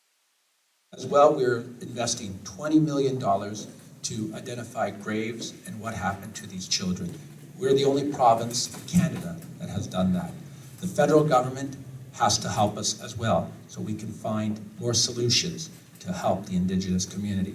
As well, down here, I've been working very closely with Chief Stacy as well to build the first ever Turtle Creek here in Mississauga-Lakeshore. It's an Indigenous community so that we can have history of the Indigenous community to look into the first settlers of, well, we are the first settlers, but to look at the Indigenous community and look at history of what they were in this province of Ontario. So that is what we're doing as a government. But the curriculum, no one talked about the curriculum since 2000. We're the first government that is helping to change the curriculum for the Indigenous community.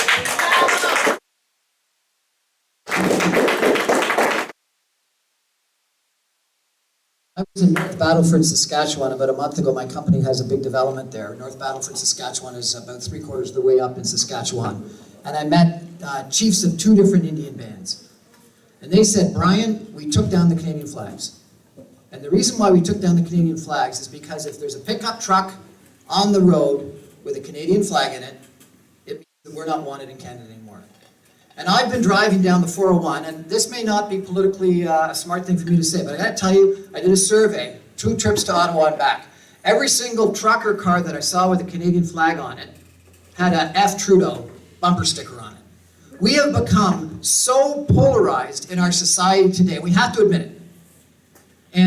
And some people saw what happened in Ottawa a couple of months ago as a white supremacist effort.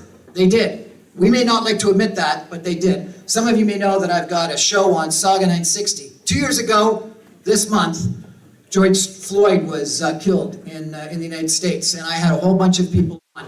And they told me about the racism within our institute, within our school system and our police system. Last year, next month, we found a whole bunch of residential schools. We've forgotten about George Floyd, and we've forgotten, not completely thankfully, but about our residential schools. The most important thing in solving a problem is realizing you got a problem. President Lincoln said the original sin in the United States was how they treated their black people.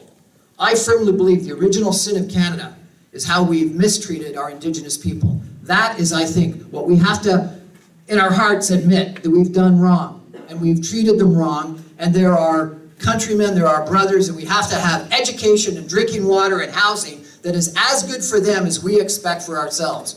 And the paternalistic attitude of we're going to do for them is wrong. The whole country should do it. And we've got to understand that too often, with particularly some of the very polarized things you hear from politicians today on the right or on the left, is making them feel less part of Canada today.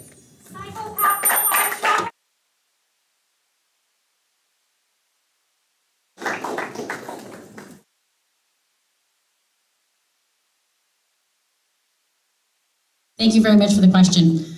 I'm actually so pleased that now our community here in Lakeview is starting to see many Indigenous arts and cultures events happening here, and it's really nice to see. I had the honor of working on a report called The Journey Together. It was a $200 million report announced in 2017 that focused on investments for the Indigenous community coming out of the Truth and Reconciliation Commission. That report actually did have money in there for mandating new curriculum. If my opponent actually read it, he would know that. It also, in 2017, it also put money, $20 million, for the discovery of burial sites at residential schools in 2017. Unfortunately, the first thing this government did was cut that funding and only replaced $10 million of it after immense outcry for the discovery of burial sites in residential schools. You know Indigenous affairs is not a priority of this government when they name a minister responsible for energy, mines, northern development, and Indigenous affairs. There's no mention of reconciliation, and we know that the largest portion of Indigenous people is actually off reserve now, and that population is growing. It's not in the north, it's not near the mines, it's in our urban communities. Our party will advance reconciliation. We will name a minister responsible for Indigenous affairs and reconciliation in its title. We'll fund Indigenous childcare. We'll put $25 million into helping Indigenous small businesses, and we'll build 22,000 off-reserve housing. And we'll mandate learning about the painful history of Canadian residential schools and the significant contributions of Indigenous peoples in Canada in our schools. This is real reconciliation.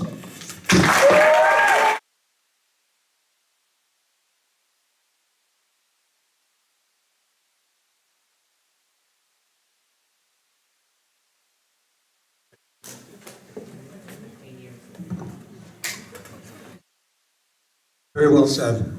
I don't disagree with anything that's been said up here tonight with regards to the Indigenous people and the steps that we have to take moving forward. Absolutely, 100%. As I said before, with the education system, what we have to do, we have to let the parents decide on what type of schooling that they want you to go into. Number one, you have three avenues, three choices with the money that's going to be allocated for each student, which is approximately $12,500 per child, and we need clean water. And I agree with all the candidates up here. What I don't agree with is the Ottawa Truck Drivers Rally, where my friend over here says, white supremacy group. What? Are you kidding me? White supremacy? There was no white supremacy group there. I was there. I saw it, my own eyes. I was there. There was blacks, there was Chinese, there was all kinds of race and colors there. They were fun.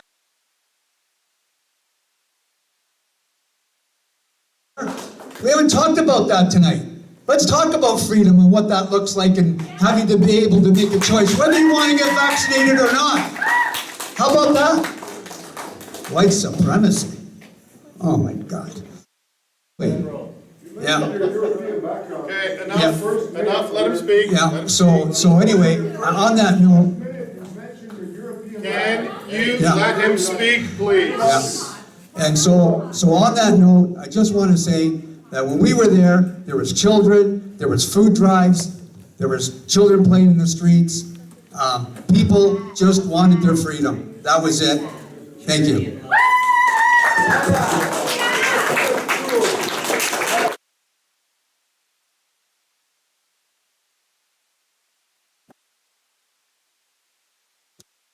So I've got this radio show, and I interviewed Kellyanne Wolf, one of the leaders of the truck occupation. I interviewed the Sid guy that's her sidekick. I've interviewed Roman Baber, who got kicked out of the Conservative because of his positions. Derek Sloan, who was the leader of your party. No, your party. Sorry, the leader of your party, who got kicked out of the Conservative. Federally, I interviewed as well. And I, last year, interviewed a ton of Indigenous people, including the first Black head of the Canadian Bar Association and the first Indigenous head of the Canadian Bar Association. And the year earlier, I interviewed a whole bunch of Black people. I hate to they feel there's racism in Canada, institutional racism, and they talk about it over and over again, about microaggression. I had an African Canadian on my show about 2 months ago who said, Brian, if I was in that protest yelling at a police person, I wouldn't have been dealt with as well as I was. And that may not be the truth. That may not be the truth, but it's their perception. The perception of Black people. The perception of Let him speak. the perception of the vast majority of non-white people felt uncomfortable with what was happening in Ottawa. And we may not like that, but I think we have to recognize it as the truth. I have been in lots of protests, and I've taken signs to lots of protests. I've never taken an 18-wheeler to a protest. I think we have to outlaw 18-wheelers going to protests. I think that we cannot bleat our horns till 2 o'clock in the morning. My cousins, my niece and my cousins live in downtown Ottawa. They have a lot of ethnic friends who I apologize to you because you may be different, but they felt ridiculed night after night after night when they went home with a mask on. There was something going wrong. There's one last thing I want to say though. I will ask that. I'd like to answer that. And I've told this to George when I interviewed him, because I interviewed him on my show as well. There was 15% of the Canadian population that actually agreed with occupation. They weren't listened to. And that's the problem. They should have been listened to. And so the Prime Minister should have listened to them. All right, hot topic. And I think we have somebody else that wanted to, we're good? All right. We are getting close to what we had as our final time slot of 9 o'clock. We're going to have one last question. You can only use your wild cards at that time, and then we're going to do our closing statement.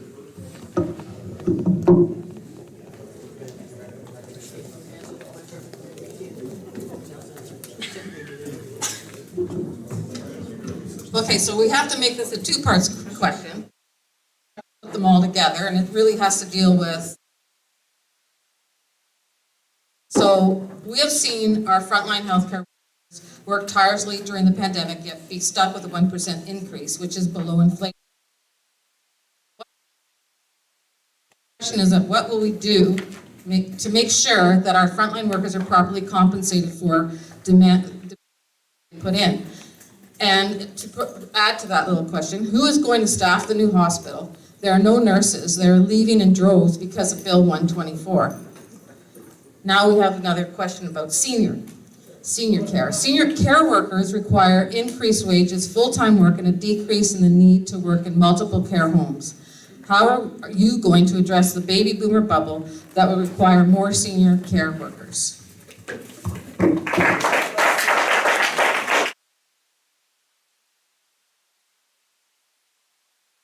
Our government will immediately repeal Bill 124. At the rate it's at right now, and a 1% raise is part of the reason why we're losing nurses.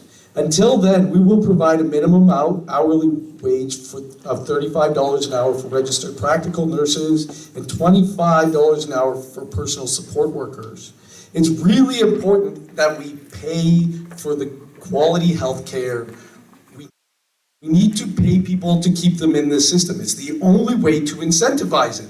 We need to train more nurses. So our government will increase enrollments in nursing school by 10% every year for 7 years, increasing the number of trained nurses by 50% and nurse practitioners by 50% by 2030 to enable us to meet our targets of hiring 30,000 additional nurses. We have to train them to be able to hire them. So we need to mandate an increase in nursing school.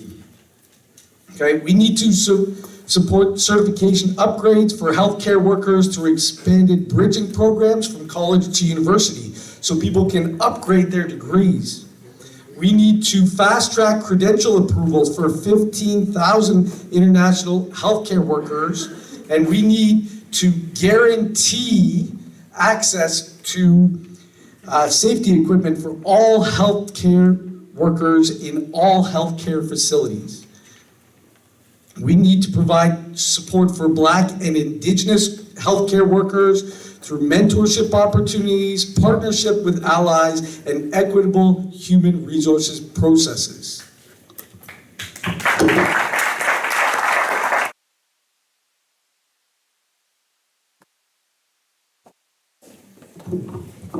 In this subject, some of our party is to hiring people, mostly medical professionals, who lost their job. We need them.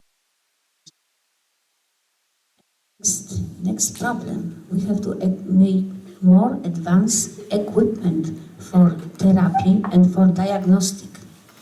This way, we can increase efficiency of our health. This problem is that problem of education.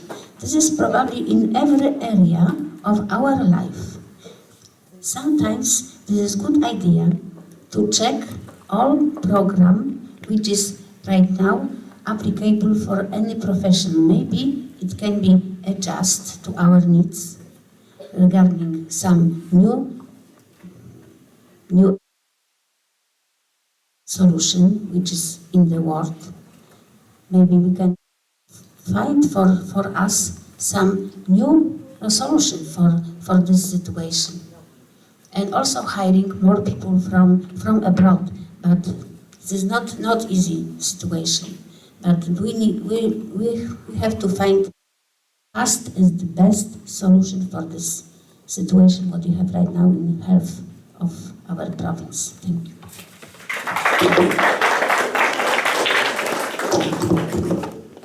There's a lot of misunderstanding on Bill 124.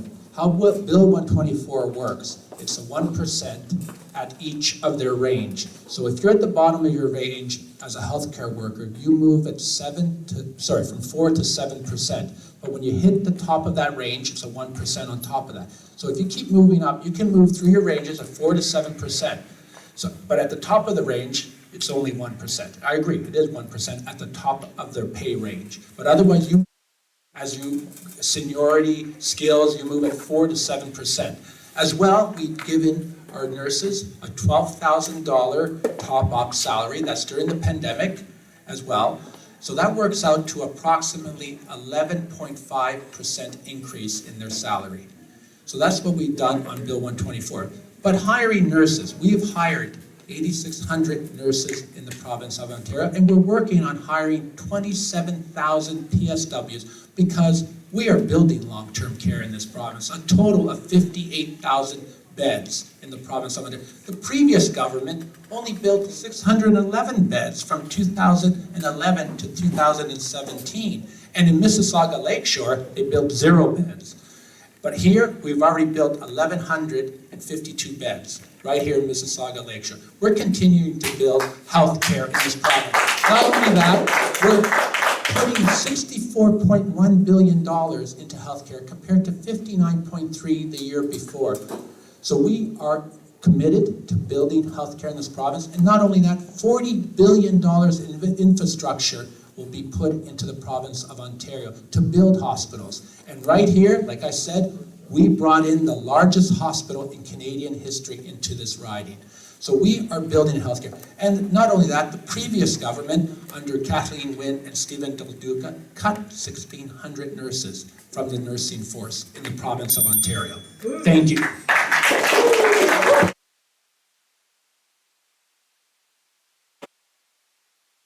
Conservatives still today talk about how they hated wage and price controls that Trudeau Sr. put in place, when was it, a couple decades ago.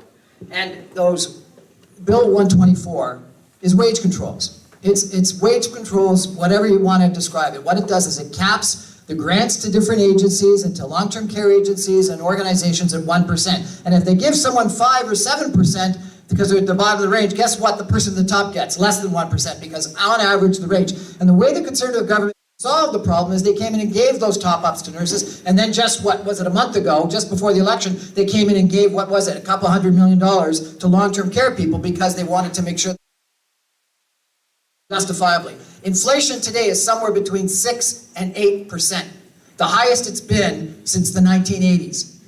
And the Conservative government is trying to balance their budget on a 1% cap to our healthcare workers and long-term care workers. It's just shocking.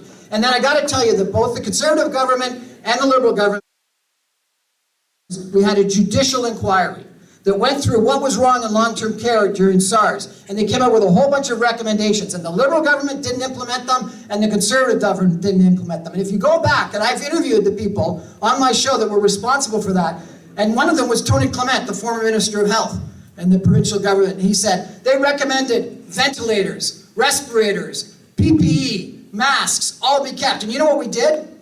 We didn't maintain them.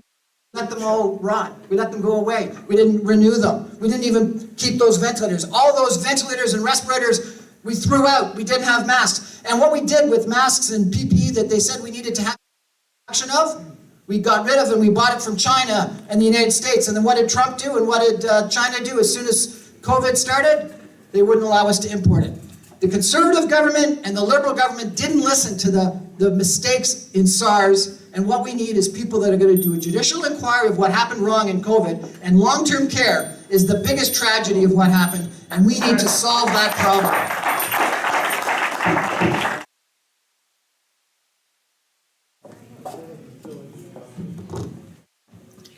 It's fitting that this question talks about both healthcare workers and seniors. Those were the two that were definitely most affected through this pandemic. Our healthcare heroes, they are heroes. They got us through this pandemic, and we're so grateful for them. And it's unfortunate that my colleague would like to just argue about how much they're worth and not pay them what they deserve. We will repeal Bill 124, and we will negotiate with our healthcare workers in a fair manner. We'll also finally end for-profit long-term care homes. I'm on a non-for-profit long-term care home, and I'll tell you that to build our home, $15 million to build our home, a long-term care home in Ontario. That's not fair. And on top of building more long-term care homes, we're also going to put a home care guarantee, because we know seniors want to age at home. They want to be in their homes. They want to be able to have PSWs that come to their homes to provide care for them. We'll put in a home care guarantee, and we will raise PSW wages to $25 an hour, because we know that's what they deserve. Thank you.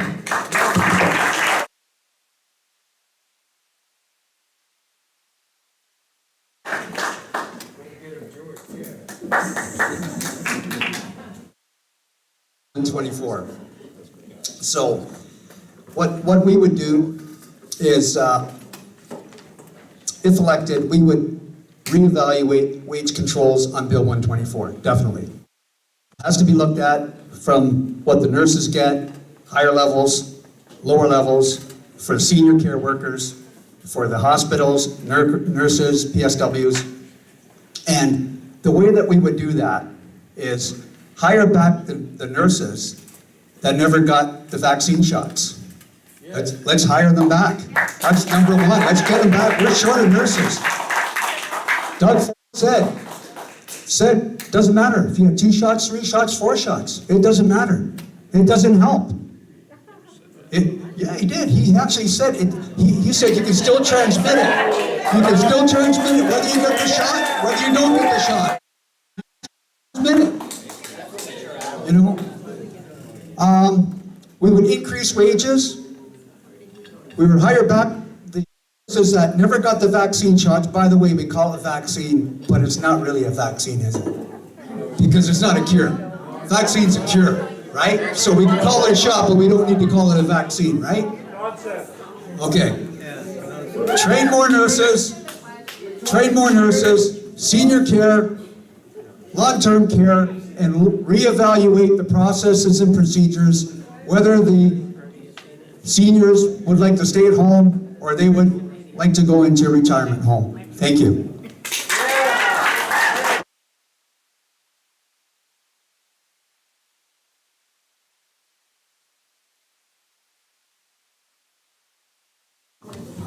So I lost both my grandparents and my father-in-law, who was my best friend during the COVID pandemic. My grandparents were put into care into a for-profit home at the very beginning of the pandemic. They went in February, It cost $70,000 to get them out of care. My grandfather passed while he was there. My grandmother, we moved into her house and we could not find a PSW to support her. Why? Because the LIN didn't have any. There was none because they don't pay them enough. We do not pay our healthcare workers enough. We're not paying those PSWs enough to come and support us in our houses where we need them. LINs should be paying them $25 an hour at minimum so that they can afford to live. We need to support. When we moved my grandmother home, it was really tough on our family. My parents had to learn to do my parents are both physicians, but my parents had to learn to do transfers of a senior because they couldn't get PSWs into their house, and my parents are doctors, they can afford to get PSWs. We don't have them trained in this province. Why don't we have them trained? Because it is not deemed a valuable service. We need to make them feel valuable, and to do that, we need to pay them a living wage.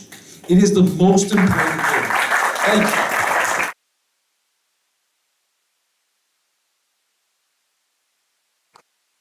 All right, we are going to move to the closing arguments, or closing statements, I should say. No, did you have any cards?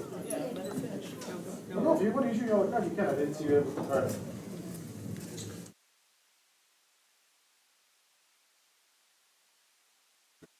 In the subject of vaccination and all mandates, our party represents all people who agree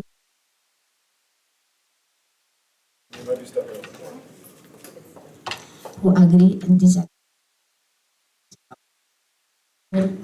For all of us, why this problem makes a lot of problems in families. Depend on this opinion, and we would, all of us, all our families, all our society, we should stay together.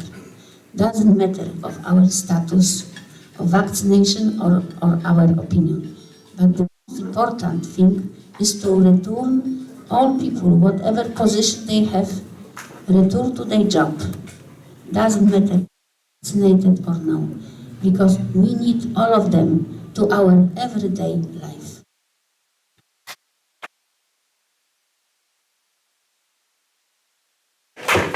All right, I don't see any other yellow cards being raised, so we're going to move to the closing statement. Each candidate will have 3 minutes to finish. We will go in reverse order. We will start at number 6, going to number 1. And if you can, it'd be great if, while you're closing, identify one thing in your party's platform that you disagree with. You can choose or not choose to.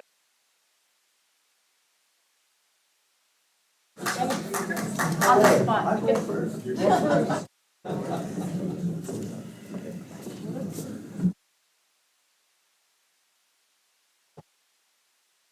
Ladies and gentlemen, first of all, it's been my honor and my pleasure to be here to speak in front of each and every one of you, so thank you for that. I'd like to thank the Lakeview Association, the moderators, fellow candidates, and the residents of Mississauga and everyone for being here this evening. Now that you have heard everyone, you have a choice to make. Especially when seeing the past couple of parties in Ontario, Liberals, Conservatives, and what that has done for this beautiful province. You need to ask yourself, do you want to go back to the past performance or past actions as to someone that will be doing the same thing in the future? We have a democratic right to pick a candidate that we trust to represent the Mississauga-Lakeshore riding. Regardless of the outcome for Ontario, you have the right to pick who you want to represent Lakeshore riding. As a province, as a country, we're probably most divided that we've ever been. Why? Ask yourself, why? What happened here? And where are we going? I'll tell you, with what I've seen as the resident of Mississauga over 25 years, I will lead the party in working directly with all the constituents, neighborhood ridings, practice of values that we bring to the table, including fiscal responsibility, truth, transparency, freedom, family, and faith. We need, ladies and gentlemen, to get back to basics, vote for leadership, vote for change. I want to be that voice, and I promise that I will listen to your voices and I will fight for your families. Thank you, and God bless Mississauga.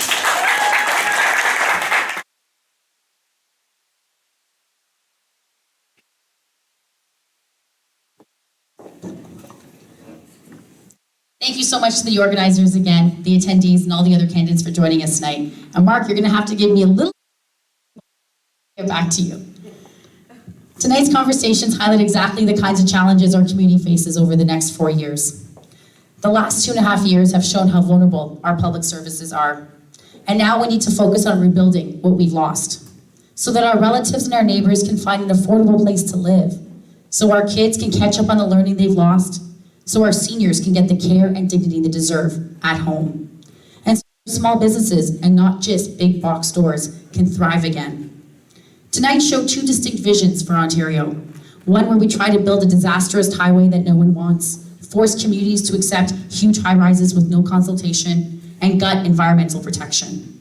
Or one with real community input, one with foresight to meet the challenges we face head-on, while we build on the legacy created years ago. Our party has a real plan to create affordable housing, focus on gentle density, protect our environment, and build a truly connected transit system. Our plan recognizes the challenges communities like ours will face in the future. I'm focused on showing you what's possible for our community.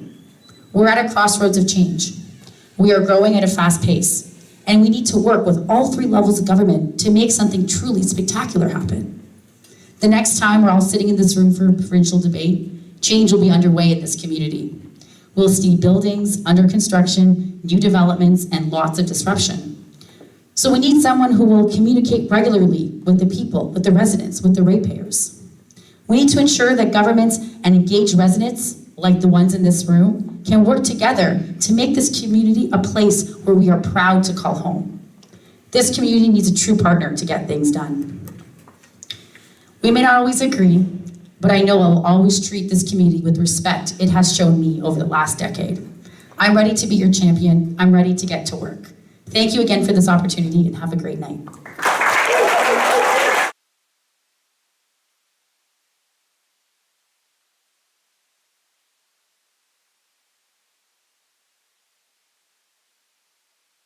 I actually agree with George that I think we are the most divided that we've ever been. I had an op-ed published in the Toronto Sun today. I encourage you, if you're at all interested, grab a Sun or go online and read it. And I explain why I think we are more divided than we've ever been. And I think it's for a few reasons. Number one, it actually goes to the point that you made, sir, is that no one was listening to people that had a point of view. I may not have agreed with their point of view. Actually, I had Roman Baber on my show, and I sort of agreed with his point of view, which was, I thought that vaccine mandates were wrong, but vaccine passports and negative tests were right, which is effectively what Baber got kicked out of the caucus for. He said that you either had to prove you had a vaccine or you had to prove that you were negative, when what was actually implemented was you had to prove that you had the vaccine. And I've got this strange situation now. I'm supposedly super immune because I've had the virus and recovered. Well, you try to go to customs and tell them that you actually had something better than a dose. It doesn't work. It doesn't fit into our system. And the problem is we had 15% of Canadian population that no one listened to. The federal government, the provincial government, even though they may not have agreed with them, they didn't listen to them. And that's the problem. Now, in the last election, Maxime Bernier's party won 8% or 6% or something like that of the popular vote. If we had proportional representation, he would have had 28 seats in Parliament. And he would have been heard. His point of view would have been heard. And then we would have not had the problem where people thought they had to take 18-wheelers to finally get heard. And frankly, Quebec and the Bloc Québécois would have had 1/3 the seats they have, so they wouldn't have had the voice they have. And the Conservatives would have had more seats than the Liberals if we had proportional representation. Our democracy is not working today. Our partisan populist politics has taken us to the right and to the extreme left. And I've got to tell you, the big issue that is facing Canada and Ontario today, I firmly believe, is our fiscal unsustainability. We are the government in all of North America that has more debt than national government. Interest rates are rising, 75 basis points in the last 2 months. The difference between interest rates and inflation is the highest it's been in 75 years, which means that the Bank of Canada is going to raise the interest rates if inflation doesn't come down. Inflation is between 6 and 8%. In Great Britain, last week they announced it was 10%. The cost of supply right now is up 500% if you're bringing it in from China around the world. I worry that we're going to have a recession, and this government has effectively left the cupboards bare. They've got a deficit and a debt that goes on for almost a decade. We don't have the situation that we need. And frankly, the only person up here tonight that was talking about fiscal conservatism, I think, was George. The Conservative Party doesn't have a fiscal conservatism, and they all already admitted that their own budget that they put forward probably won't be introduced. And I have to tell you that I'm worried that the Liberal Party, particularly under Kathleen Wynne, moved left of the NDP. So therefore, we've got this massive center that's vacant. And you take a look at what happened in France as a center party was created. I'm a centrist, vote for.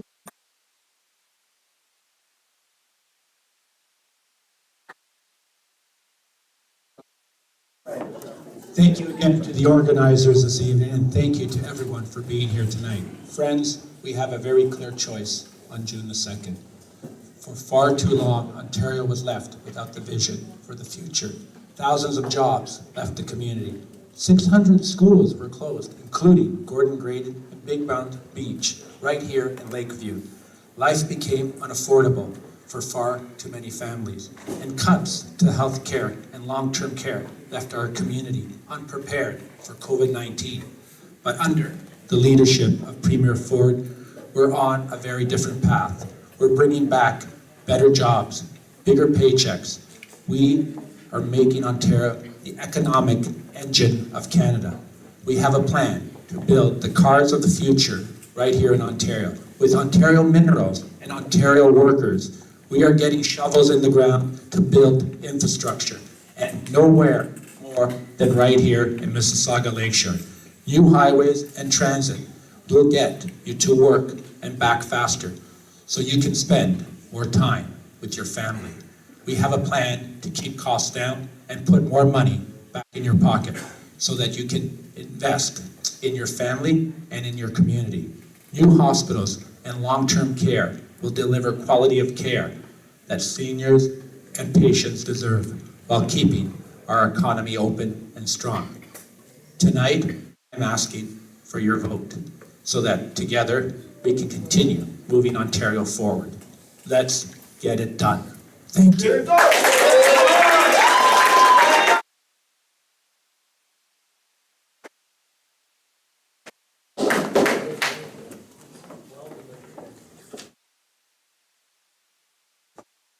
Ontario, there is new party, 1 year old, established by Jim and Belinda Carajalios. As a result of some problems with problem with understanding, with confrontation with Rockford. Our program is program for actual situation. All people who call to be normal people, like I am, we came here to work for our society because all of us were very concerned what was happened and unfortunately what can happen. For this situation, all of us, we have to stay together and be aware about all problems which we're dealing with. I would like to say something because we prepared some letter, open letter to all Ontarians regarding our party. The new Blue Party of Ontario represents the interest of all of the entire Ontario population regardless of origin and personal beliefs. Our candidates represent the highest moral and ethical value. With their professional and personal achievements, they have already proved they are trustworthy people. As a member of Parliament in the province of Ontario, we will always serve and work with the community, respecting the rights and duties contained in the Constitution and following the principles contained in the Charter of Rights and Freedom. We are proudly saying that we are Canadian citizens. It is a great honor for us and privilege. Signed 124 candidates of New Blue Party of Ontario. Thank you.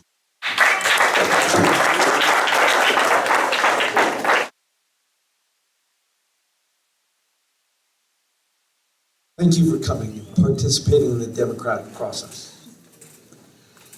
We need to address the climate crisis now, swiftly and without half measures. We need to protect our agricultural lands and our wetlands. We need to protect our waterways, our lakes, our forests, and we need to build the Blue Belt. Water is our most valuable resource and we must protect it. But our children are our largest investment. We must invest in education. We must increase the teacher-student ratio to support our most vulnerable students. We must increase support for mental health in schools and for children with autism. We must support our healthcare workers by repealing Bill 124 and supporting our nurses.